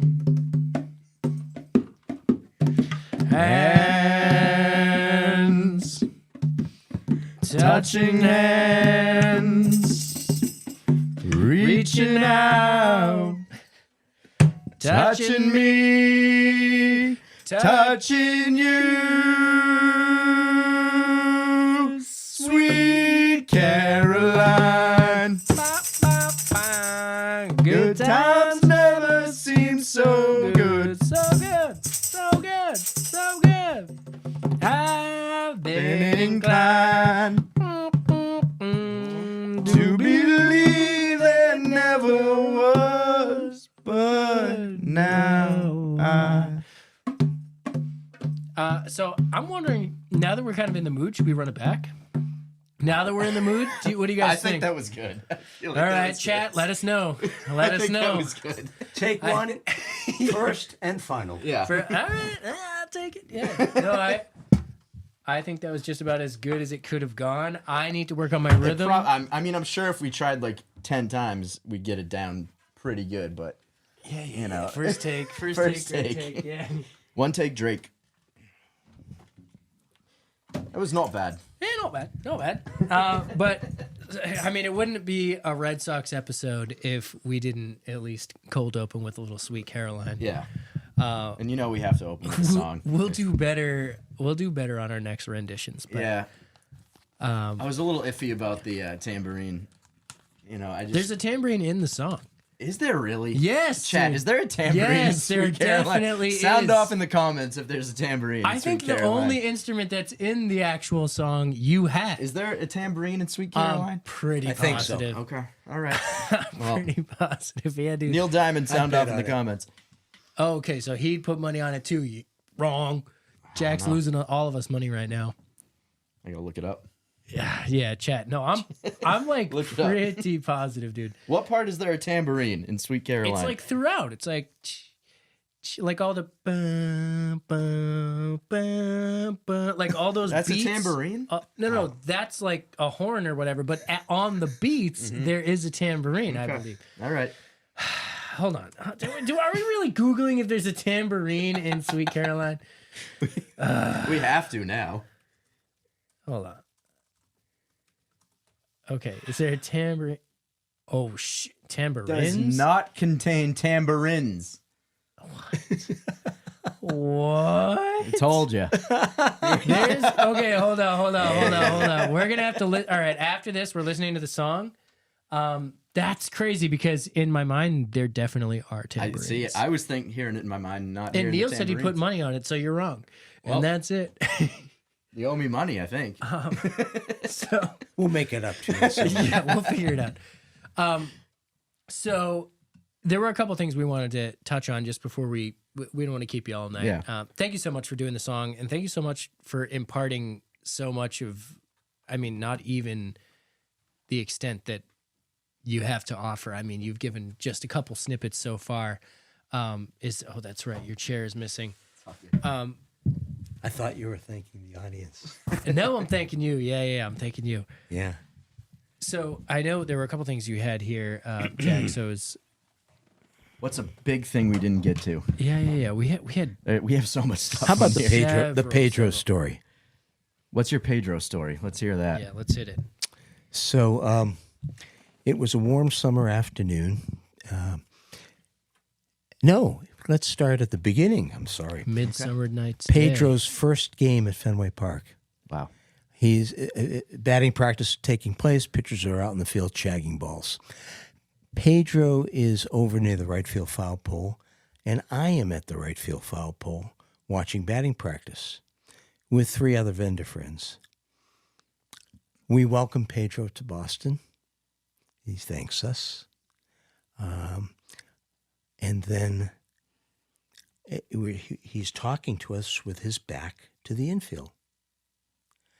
And the ball was coming this way. And I was afraid it was going to hit him. And I yelled, "Pedro, heads up!" And he covers his head and lowers his head. And the ball went over his head and landed about 6 feet past him. I And it love went that. right through somebody's straw hat. No, that's okay. Another story. That is wow. Okay, the Red Sox. Wait. The Red Sox owe you. You Yeah, in you an helped alternate Derek Lowe. universe- You helped Derek Lowe figure out his pitching problems, and you saved Pedro Martinez from I can't a take scary injury. No, can't take credit. If we weren't there asking for his autograph, he would have been fine. Yeah. He would have been watching where the ball was coming. Oh, so it was your fault. We distracted him. Okay. Okay. No, that honestly, I think there's a fair argument that the Red Sox wouldn't be the same. Like the Red Sox organization wouldn't be the same without Neal Elliot. And it has, I think a case can be made for that. I'm not gassing you up when I say that because the general like you're actually interacting with the players to the point where players are asking you advice. Do you want to hear the rest of the Pedro story? Yes. Yes, please. Sorry, I didn't realize there was more. Please angle the mic a little more towards you. Yeah, so he comes back to us and he says, with his hands on his head, these are his words, "Oh my God, if I get hit with a pitch by the ball, I be in deep You can say it. shit." Oh man. That was Hello, Pedro Martinez. Meeting number 2, following in the summer. 9, beautiful July sunny afternoon. He's out on the field for practice.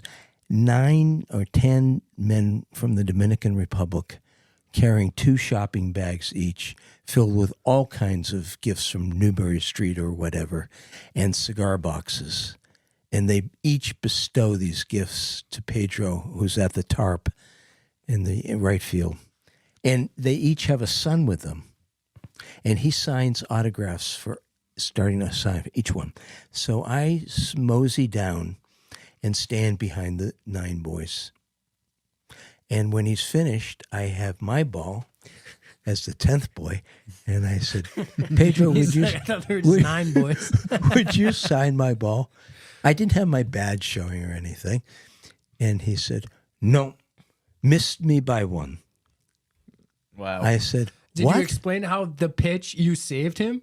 What do you mean, missed me by 1? So he goes to the right field foul pole. He takes off his glove, and he starts running to the left field wall at the 379 marker, flagpole. turns around, comes back to the right field foul pole where I'm standing with my ball. And he goes, missed me by one. No way. He's making fun of you now? He's mocking. He does it again. Chat, is Pedro an asshole? This Pedro's kind of hilarious. This happened 2 more times. What? And that was it. So he made fun of the fact that you couldn't get an autograph, even though you ran into him 4 times after, and he couldn't just write it. Doesn't he just do a P and a swoop? Like, how hard is it? He did Pedro play with the batters? His fastball, his curveball, his slider, his sinker. Oh, so he just plays with He fans. likes Change up. He likes playing with people. Yeah. He likes people not being able to guess what he's thinking or going to do. So the way he is on the mound is just the way he is in real life. He engaged me by taunting and teasing. That's so funny. That's what he did. And he did it for years. Yeah. Did you ever end up with an autograph? So fast forward another couple of years, and he's on the IL, and he's comes out 3:00 in the afternoon, summer day. He's got a red bandana tied around his head. He's got short shorts on, and he's running up and down, snaking up and down the stairs of the grandstand, which players always do when they're coming off the IL to test themselves. And I They just, run in the stands? I've never seen oh that. yeah, you're not there early enough. Really? Oh, it doesn't When get you there early retire. enough. I never even heard about that, but I guess It's I fun. believe it. Yeah. Oh, That's yeah, cool. Yeah. They sit in the first row of the stands until all the pitchers come out. The pitchers are just sitting in the stands talking to each other. You can go down there and say hi. Wow. Sounds So, like, Chad, should I start getting to work earlier? Yeah, I think you should. yeah, don't be late. Attendance balls. Oh, God. Yeah. Ugh, cut that. No, we'll So I knew he was just about at the end of his run. He was coming to one of the exits of the ramp to go down to the clubhouse. So I tear off, and I get to the stand in front of the door of the clubhouse before he got there. And I hold up the ball. Pedro, would you sign for the man who has missed you by one for years? Did he remember? Oh, yeah. He says, Oh, oh, my God, you got me. kind of nailing the accent, too. You are. That is hilarious. I mean, hey, at least he's being a good sport about it. He sounds like a fun guy. Kind of weird he would just reject you, though, like more than once. The second time it would be like, okay, haha, I'll sign it, though. It's like the first time maybe he's like, I'm done. But he ran into you a couple times after The way that. I took it, Owen, is that he knew from the start he was going to make this a game. Okay. And he was going to make me So- chase him. But yeah. so he knew from that first interaction, did he know that you worked at the ballpark? I don't know. Or Okay. is he like, oh, yeah, that's that peanut guy. Okay. That's But that you guy had who's got you the had a feeling peanuts. that he knew he was going to see you again and he was going to make something out of it. I don't know what he was thinking. Hey, Okay. sir, it was a couple of years gap between when he said if I get hit by ball, I'd be in deep shit. Yeah. So he may have forgotten who Yeah. I was. I'm Okay. sure he did. Okay. But that day was memorable. I mean, we were talking right eye to eye. Yeah. And his fingers right at me. He used to love to do that point. He and Manny. Yep. And I said, okay, game on. I'm going to keep chasing you down. I love that. I love Is that. there anybody that you had to chase down that you didn't get? Is there anyone harder than Pedro that you had to chase down? You got Yaz. That was a tough one.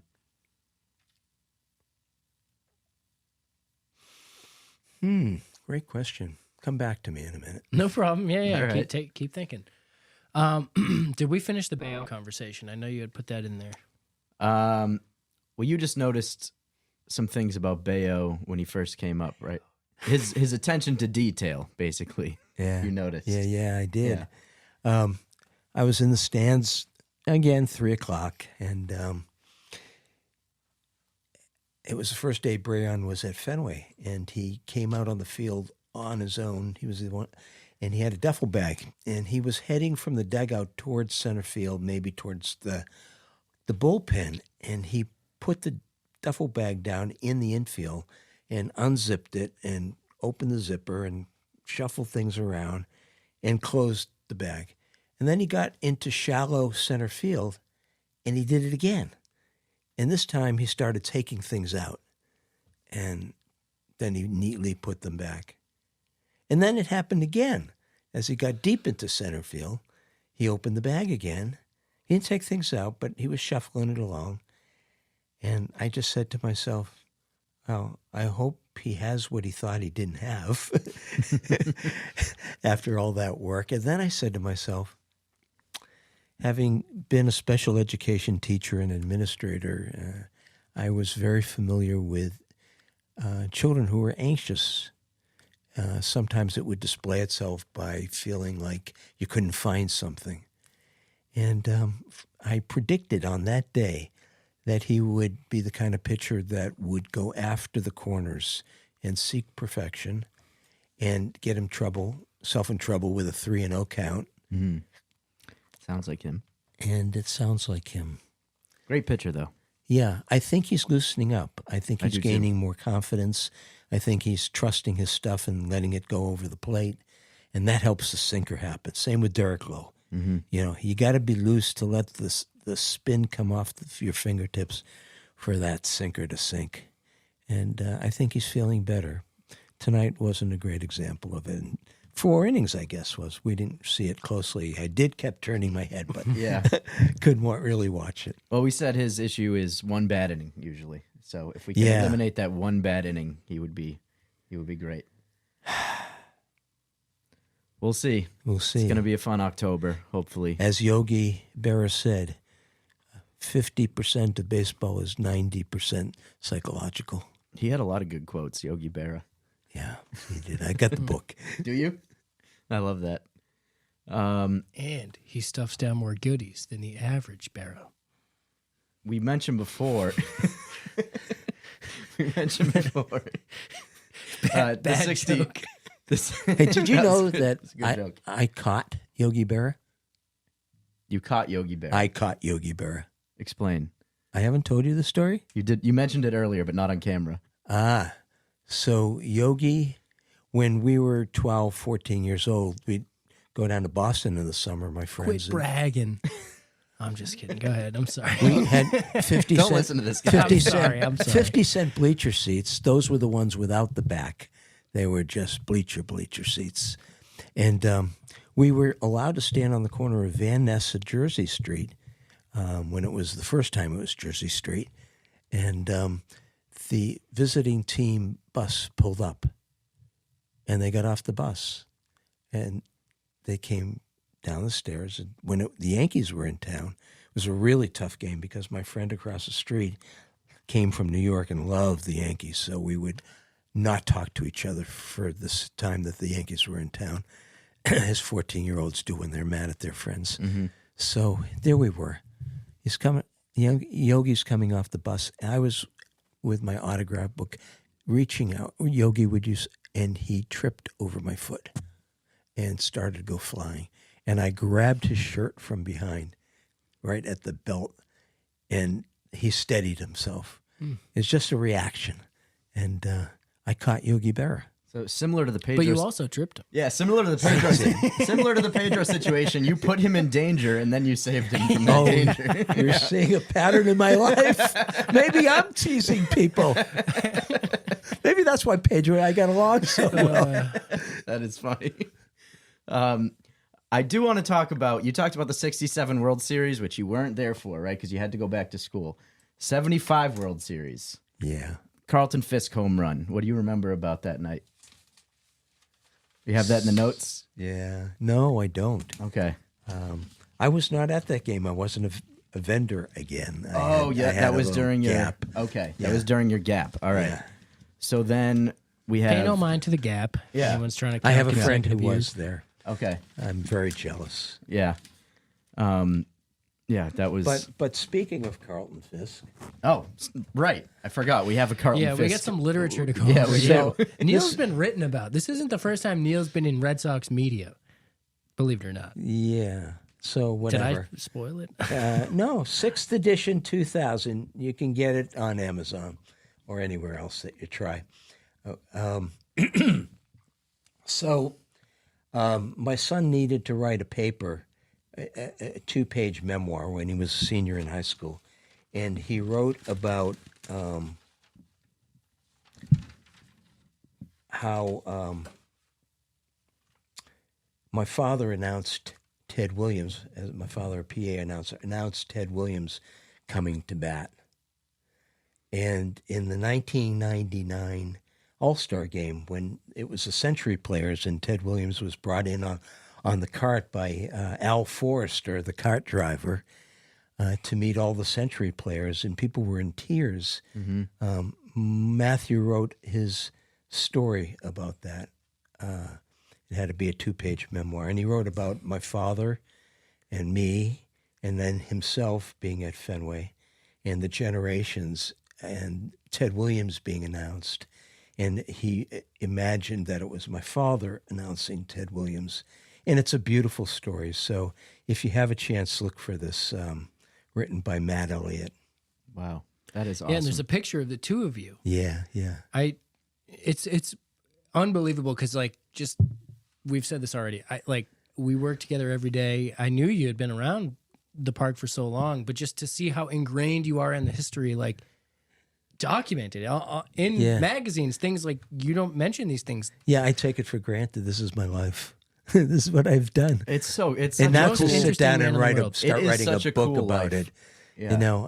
I'm so appreciative that I've had the opportunity to do something that I love. And I tell the fans at Fenway, I have never worked here a day in my life.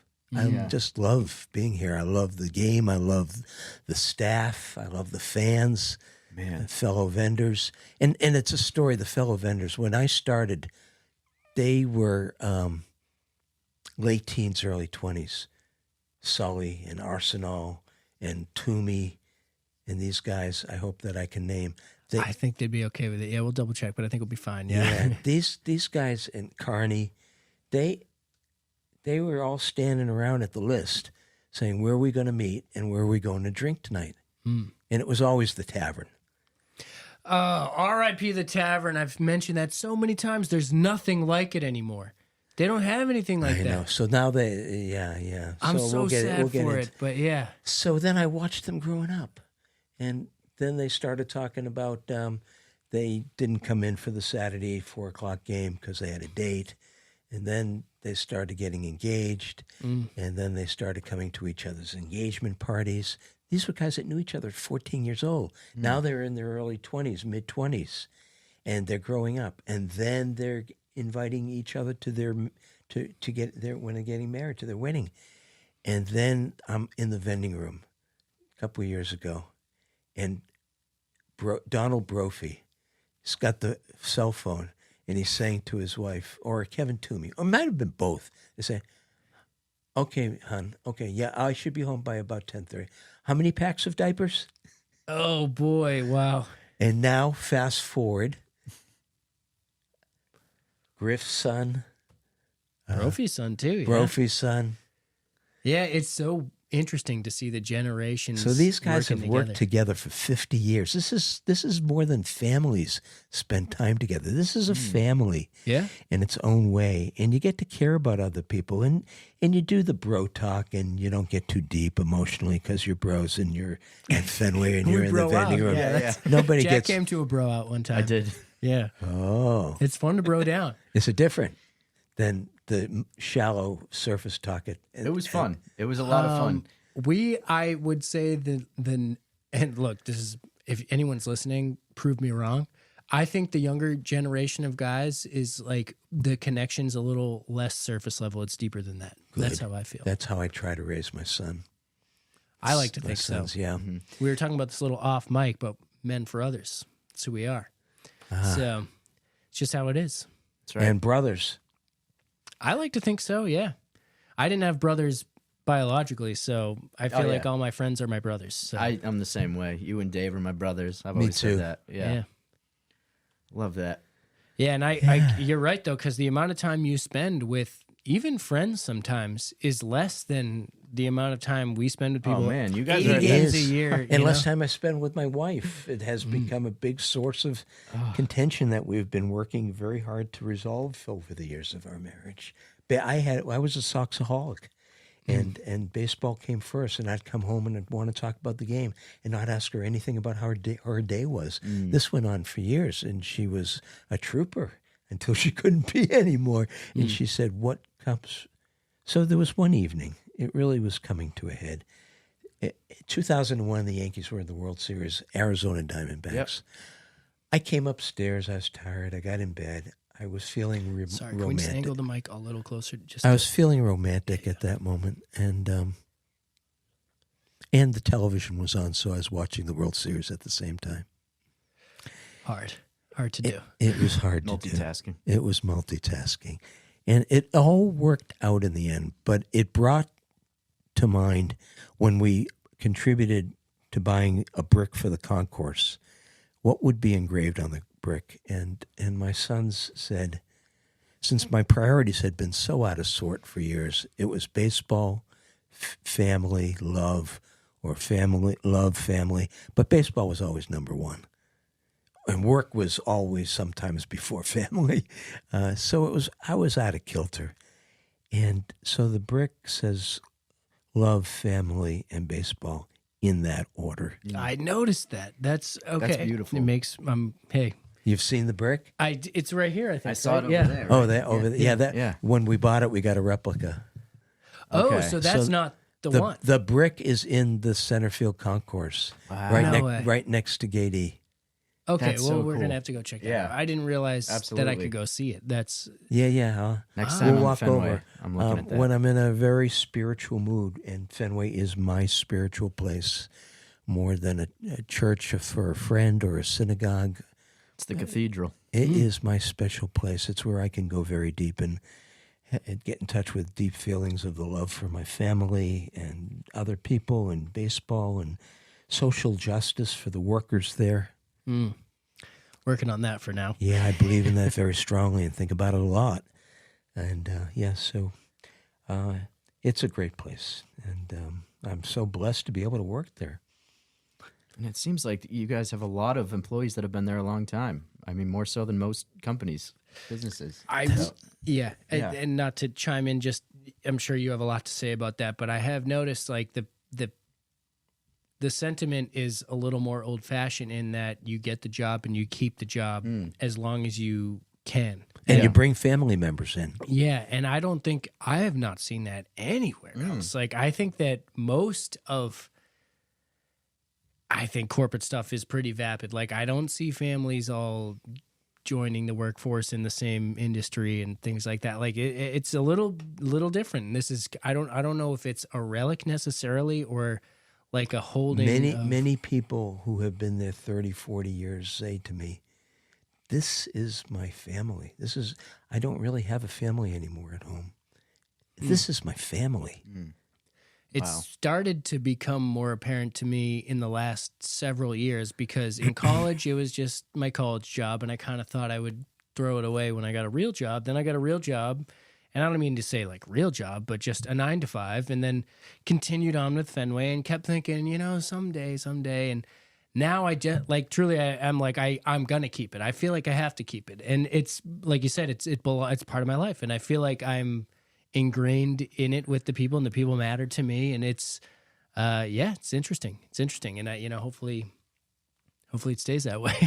Before we wrap up, though, one thing that I have to talk about that I know people want to hear about, because you spent so much time at Fenway and time as a Red Sox fan even before you started working there as a child. 2004, October 2004, that experience, what do you remember? Oh, my. I mean, I know there's a lot Maybe to go. this is the start of episode 2. Sure. Yeah. You want me to share a little? Give Share- us the whatever, prelude, whatever, definitely, yeah, whatever you Yeah, can yeah. share. Obviously, we're not going to get So through obviously, the whole thing. you had given me some prompting questions, Yeah. and I took my homework seriously. Wrote 4 pages. We of love notes, that. And there's a section here about 2004. Okay.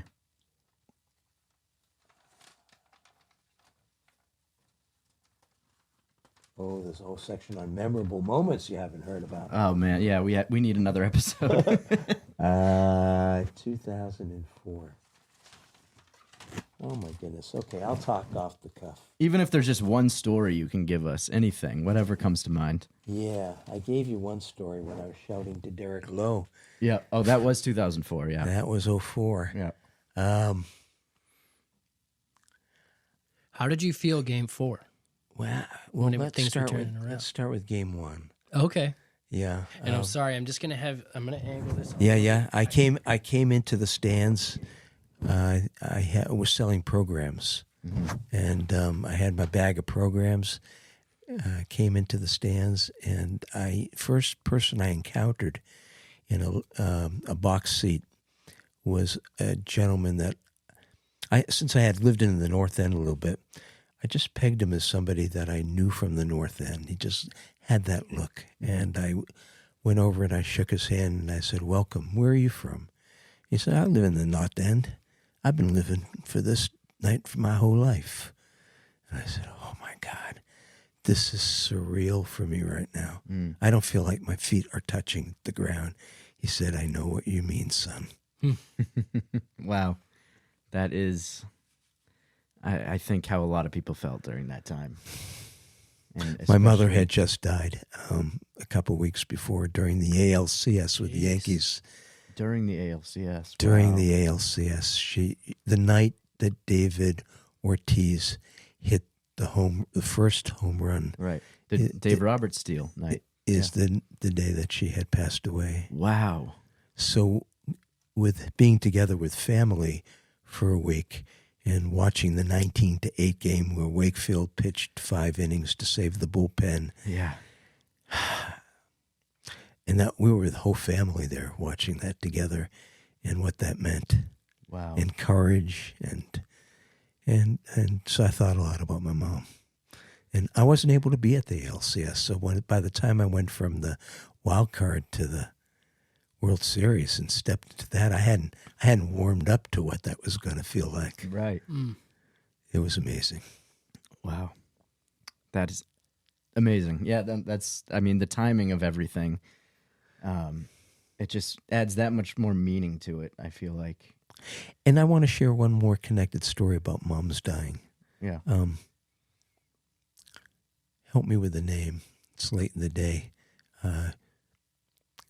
New left-handed pitcher, mustache, Tolley. Peyton Tolley. Peyton, not Preston. That's why I have a mustache right now, actually. This is my playoff mustache. Is that why? It looks really good. Thank you. Yeah. So he had pitched that wonderful game, and then his his father, and his uncle and his cousins had come up the following weekend just to watch him, and to be at Fenway with him. He wasn't pitching that day, but they needed to be with him. Mm-hmm. His mother had just died right before he pitched that game. Wow.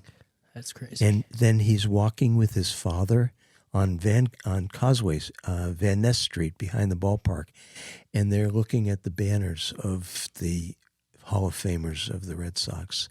And then on the brick wall are the numbers of all the great Red Sox players over the years that have been on in the Red Sox Hall of Fame. And my heart went to him as a person, as it has to so many players this year, that when they come out of their cars and they're willing to talk to the fans, they can become people and have an interaction, and they're so focused.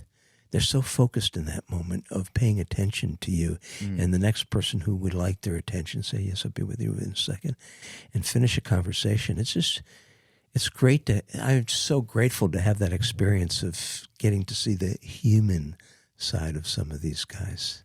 And it's great that they're willing to show it, too. You know, they're not just signing autographs because it looks good.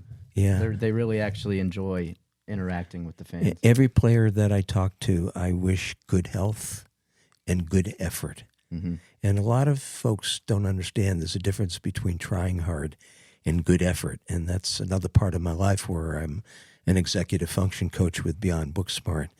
And it's a wonderful company I've been with for 20 years, one of the founders. And we help elementary school students through adults to figure themselves out and figure out how to self-manage, self-regulate themselves so that they can navigate their compass to where they want to go and stay on course as much as possible. And these players are in the zone.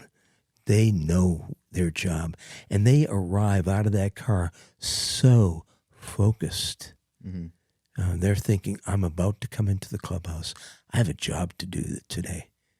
It's a different kind of job than walking into probably any other kind of job. Eyes are upon you. Well, yeah, They've got I so much have a job stress. to do, and there's going to be 38,000 people watching me do it. Not to include the people watching on TV. And there's all these young people who are looking to take my job. Right. And they can. They're, You can't think about that part. That's crazy. Yeah, it's Well, tough. Sometimes they do, though. Tom Brady said he approached every day like he was about to lose his job. Yeah. So, I don't know. Wow. It's funny. It might not work for everybody. I was but going that to was his say, approach. I don't know if I could operate with that type of Yeah. anxiety every day, knowing Yeah. like it's Yeah. going to go. There's a if I fine do line this on when it's perfectly. counterproductive. Yeah. Right. For him, it was obviously productive, but, not for everyone. I probably would not do well talking to myself like that. Tom Brady is Chad Goggins. Yeah. Yeah. Is it that Yogi said 90% of the game is 50% psychological, or 50 is 90%? I forget. I think it's 50 is 90. I've 50 got the is book 90 on my sounds bookshelf right, over yeah. there. The yogiisms. Yeah, He had- but these guys have to do a lot of thinking, and they have to lie in bed at night and either think about or try not to think about the game that they're putting behind them. And I pray for Red Sox Nation, number one, and for this team's spirit in themselves, their confidence. I hope they make it to the playoffs, and who knows how far they'll go. But just making it is an achievement. There's so many young guys on this team. Yeah, and it's the first time we made it in 4 years. This is what we've been waiting for. Yes, Roman Anthony's out right now. I just think He's faking it. He'll be back. I think. I just feel like I feel like the vibe. I have to say, like, the vibe changed a little bit when Roman Anthony went out.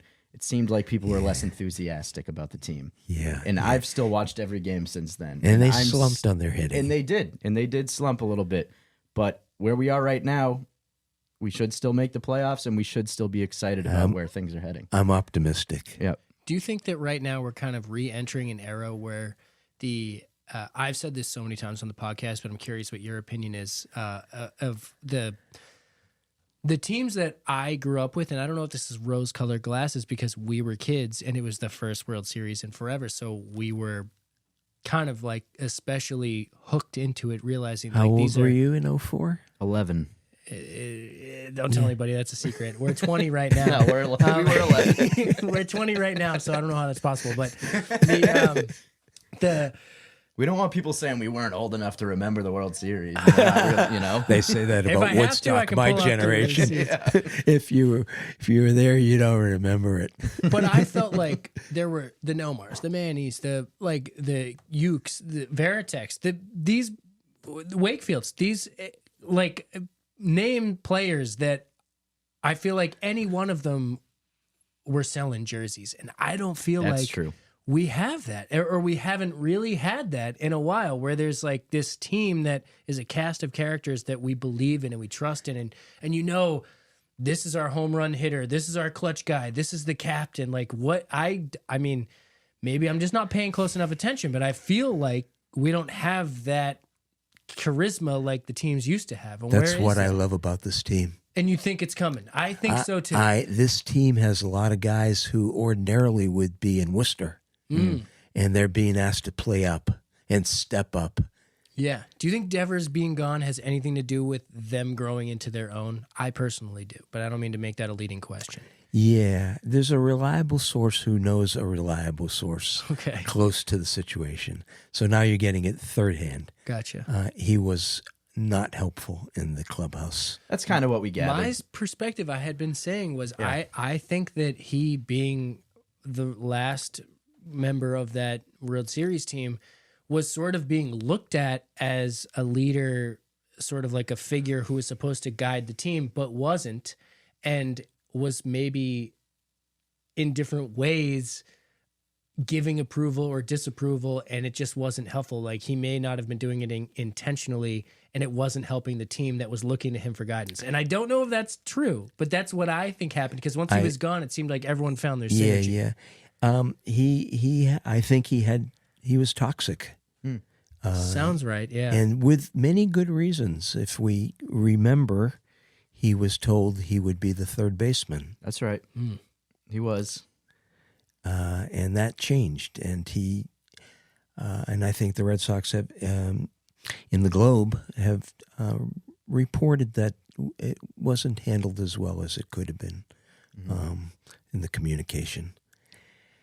My thing with Devers is I feel like he was a great hitter, obviously, and for a few years the best hitter on the team. I just don't think he ever cared to be in any sort of leadership role whatsoever. And they wanted him to be that.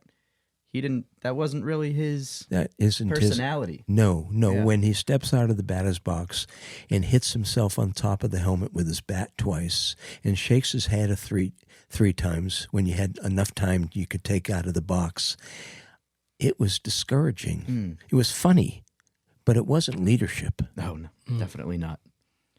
And I think throwing tantrums is not leadership. Yeah. as much as he might have gotten the short end of the stick with them telling him he would play third, you have to be able to adapt. And I think there are a lot of players in his position of his caliber who would have happily made the switch to first base. And he did once he went to San Francisco, which was interesting. So, Yeah, his But then public didn't he comment say, was a no, little- I don't want to anymore? did he? I don't. Did he change his mind? I believe so. Okay. Well, Well, it's so funny because that was clearly a dig at the Red Sox to be like, I Yeah. love this organization. I'll do whatever they tell me. Yeah. And I was like, why would you say something like that and then walk it back Don't a little while quote later? me, but I do You're probably remember right. reading that he didn't want to be at first again. Let's I find believe out. it. I absolutely believe it. I don't know what they did to him. Maybe he was and is the designated hitter. Yeah. My phone pops up with his stats every day, and he's usually 0 for 4 or 1 for 4 Yeah. with no RBIs, Yeah. no home runs, and he's probably batting .250 or less. Yeah. Not impressive. Yeah, less than he was doing with the Sox. Yep. I hope he's happy. I think he's a dad. I don't think he's a bad guy by any means. I just think that he wasn't built to be a leader in Boston No. in an environment like this. No. Mm-hmm. So yeah, I hope he's happy. Yeah, definitely don't wish bad on him, but it's weird when someone is put under a microscope and knows they're under a microscope and still acts poorly, and you're kind of like, well, Yeah, he was the poster child. yeah, you weren't cut out for it, I guess. But not everyone's the poster child. Some people just like being part of the cast, but not the main character, you know? And Would you compare it to the Nomar trade in 2004? Do you think there's some similarities there? Yes. Kind of getting rid of somebody who wasn't filling that leadership role that they wanted him to. Hmm. Yeah. Or not even a leadership role, but being an ally and being positive and getting behind guys and forward looking Yeah. instead of grumbling. I'm sorry, maybe I'm misremembering Nomar's legacy, but was he seen that way? He was definitely doing At some the end? grumbling at the end. Oh yeah. Okay. Yeah. all Do you right. remember what the issues were? I remember one thing I do remember is I should he accused the grounds crew of messing up the infield to make him commit more errors. Do you remember that? Oh my No, God. but Pedroia had similar criticism sounds- of the okay. ground crew, and Dave Mellor took responsibility for that.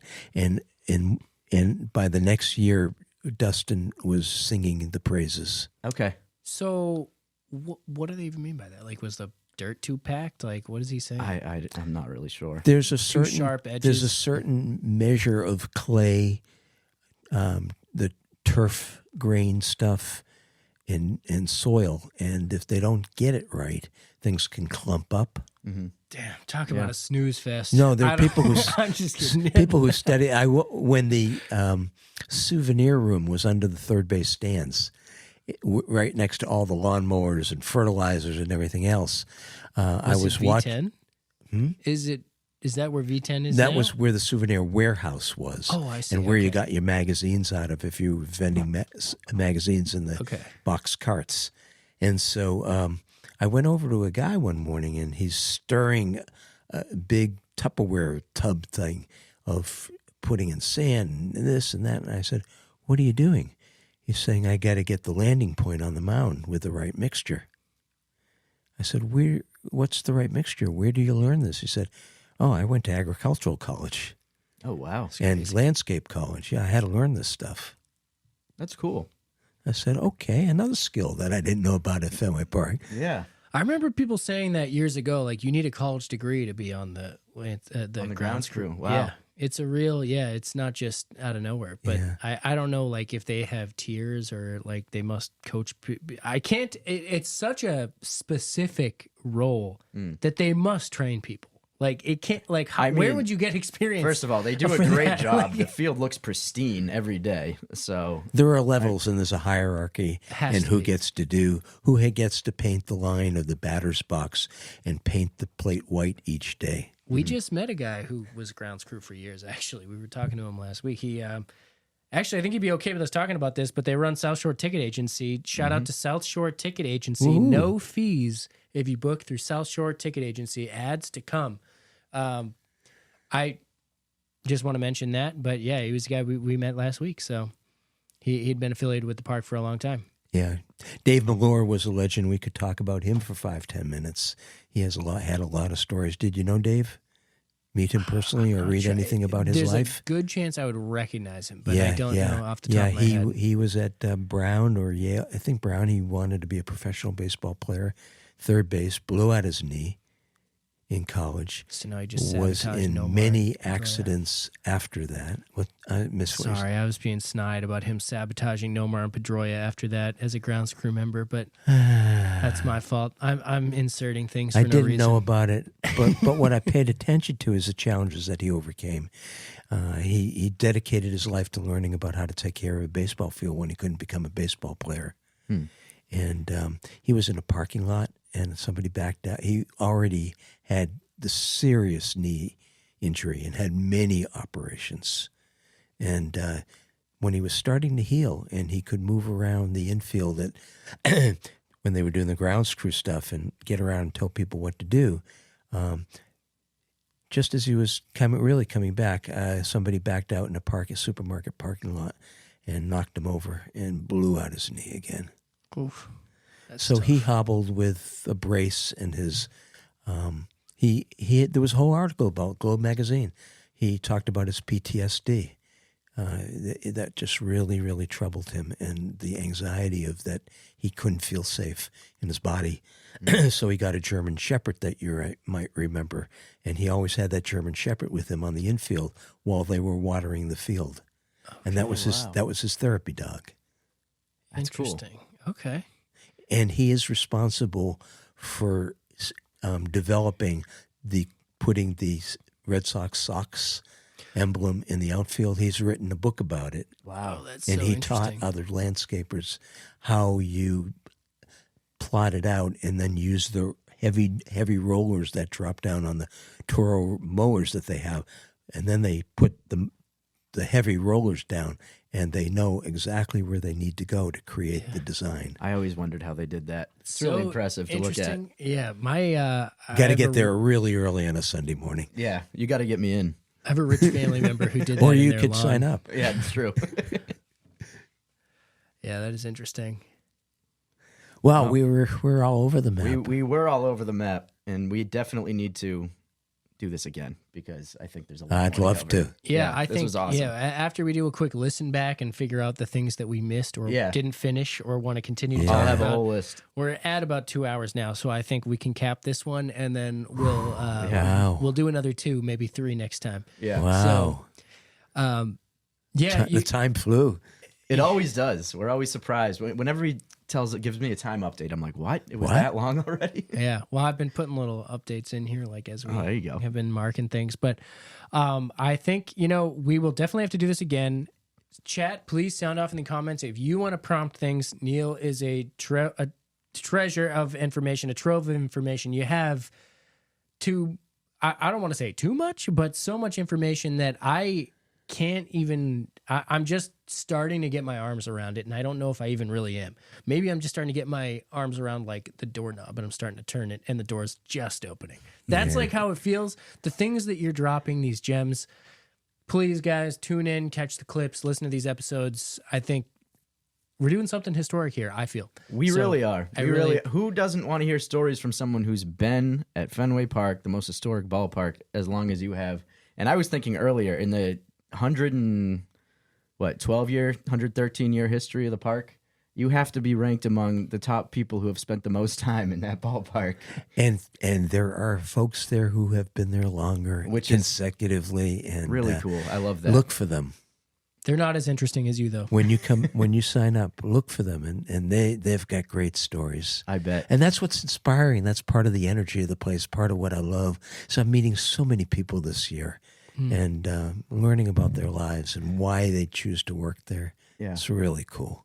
Yeah, I also admire. I don't think, and just we can this is part of the cap off here. Is I think your willingness to introduce yourself to players, find the players, go to these places where you're interacting with sort of key people, and Yeah. you know, there's other people that have worked, and I'm not going to take away from their time, but they maybe have not had the interactions you have, and I would probably say they haven't. You're a very social guy. You know who. And to this talk year to. I'm doing things I never did before. Because in the first few months, I was wishing them good health and good effort. And my profession is, what does good effort mean? And there are 6 parts to it. I printed it up or printed it out. And as they give me the autograph, I give them a signed copy of the 6 components of effective effort. I love that. And when I meet them might need again a the copy next of that. time, I love I that. ask them if they read it, and they tell me, yes, they did. Wow. Pop quiz 'em? And they thank me. They say it was really helpful. That Do you is ask what their favorite really part cool. was, just to make sure they really read it? Well, Liam Hendricks made no bones about it. He looked at it very quickly. He was a fast reader. And he said, you left something out. Huh? What did I leave out, Liam? He says, you left out, be yourself, because everyone else is taken. That's a good one. I like Yeah. that. Yep. I like that. Yep. So then Brennan Berendino was the next person that came over, and I asked for his autograph, and he was gracious to give it to me, as he is every day, and I gave him a copy of it, and as he takes the copy, he starts to autograph it, and I said, no, Brennan, I autographed it for you. Big dog in him. That's I love hilarious. that. This is a gift for I'm you. gonna start doing that. I'm gonna start bringing autograph things and just giving them to people. That is a good idea. For when I'm Smart. famous. Yeah, you know, hey, I've been practicing my autographs. I got some good ones. Sign their Dell's cup for them. Shout out Dell. Shout out Shout Paul. out Dell's. We love Dell's. I think They're wonderful. They are yeah, wonderful. pretty good. Pretty good. Low sugar and natural pieces of lemon. A lot of people don't believe that, but it's true. There is. I actually real- didn't know that. Real lemon is part of the Oh, ingredients. Wow. it makes it. It is good stuff. Yeah. All right. Well, we will definitely be in touch. We'll schedule the part 2 probably sooner than later. And if there's anything in particular you want to touch on before we I noticed. Do you want to plug your company? You said the one you've been with for 20 years. Oh, yeah, check it out. If you know anybody who's having trouble navigating their life and needs some coaching support, tools and strategies, and ways to approach the challenges, we've been doing this for 20 years very successfully with elementary through adults. I love the work as a coach and as a member of the leadership team and helping us keep growing and helping as many people as we can. I'm in it because I just love helping people who've got a challenge and finding out that they can break it down and make it smaller and overcome it. That's one of the things that I love. How I helped Derek Lowe. Exactly. Case in point. So, yeah. And the other book that, if I may, whatever support you can send my way, because it's hard to write a book when you're working at Fenway 60 games and when you're doing the other professional work and being with family. It's really hard to write a book that you really want to be good. Where it began, I can begin to tell you, is the working title, so that I write it while I still have my memory. I accept all your encouragement to keep on writing. Yeah. I no, can't we're wait to read it. So, Super looking forward to it. Yeah. Yeah, keep pushing me. if that's enough encouragement, I want to read it. Keep pushing me. Do we have an estimated completion date, or are we still going? I'm I don't want to put time on Yeah, it. that's I fair. understand. yeah. I mean, the next stage is that when the season is over and I have more time, I need to spend many hours a week getting it to the place where I feel like I've got a good first draft. How, and I don't mean to push here, what percentage do you think you're at? What percentage do you feel you're at? Ooh, I haven't had that question posed in that way. Wanting to create excellence, and it's a creative process. I've got 100 or 200 pictures to select from to match them up with the stories that I'm telling. I don't technically have, I need to just insert links because nobody's going to print this as a book with hundreds of pictures. So there'll just be a link to the picture, I believe. But figuring all that out and being creative to write the stories, recall and write, if I finish the first draft before next season starts, I will be very proud. Okay. All right. That's a good goal. You'll have plenty of time. So I think, Yeah. you know, this I'm going to need off-season's plenty gonna of be good. pushing because other priorities After the Red become Sox win the World distractions. Series, you'll have plenty of time. Well, writing is hard work, and it's easy to get distracted from it. Oh, yeah. Yeah. Yeah. No, I can Definitely. imagine. so. I hear that. Yeah. Yeah, talking yeah, to I a can- journalist here. No, Yeah, me oh, just saying, yeah. Yeah. Procrastination. It happens. Yeah. So I'm coach. As a coach, know when I need to go for support and use resources and keep an open mind to their advice. And so that's number 6 on the 6 parts of effective effort. I ask you to be on my team to push me. We will definitely We be can pushing. definitely I mean, do that. I want to. You will not only be in the acknowledgments, but there'll be some pictures. I'd Love like that. to see it. Yeah, that sounds good to me. So where it began, I can begin to know it. I can't begin to tell you. Can't begin to tell you. Oh, I'm sorry. Can begin That's to okay. tell you. By Neal Elliot, coming soon. Can't give you a date. Part 2 coming soon too. That'll be coming sooner. So we'll be in touch on that. Mm-hmm. Thank you guys for tuning in, and thank you for joining us. Thank you for joining us. Thank you and for thank inviting me. This has been a wonderful experience. I had no idea how much. I knew it would be fun, but I had no idea how much fun it was going to be. I Glad you had a appreciate good that. I time. like to be fun. So Yeah. thank No, you. That's great feedback. And thank you for having us in your beautiful home, too. This was an awesome setting to do this in. And so much cool Yeah, stuff we're gonna around start here. I'm renting still space. I'm happy to share it with you. I still need to look around at some of these autographs. I mean, it's a museum down here. Yeah, well, I hope you'll come back. I will. I Doesn't have definitely to be will. with all the equipment. We'll come back for a dinner or pizza night Would or love something that. like that. Watch a game. Yeah, Yeah. watch a game maybe during the playoffs when they're on the road. That would be great, actually. That's a great idea. Maybe live stream. Live stream a game. Maybe a from live here? stream game. Yeah, we're thinking content still, but we're still down to hang. Sounds good. And folks, catch us at part 2. All right.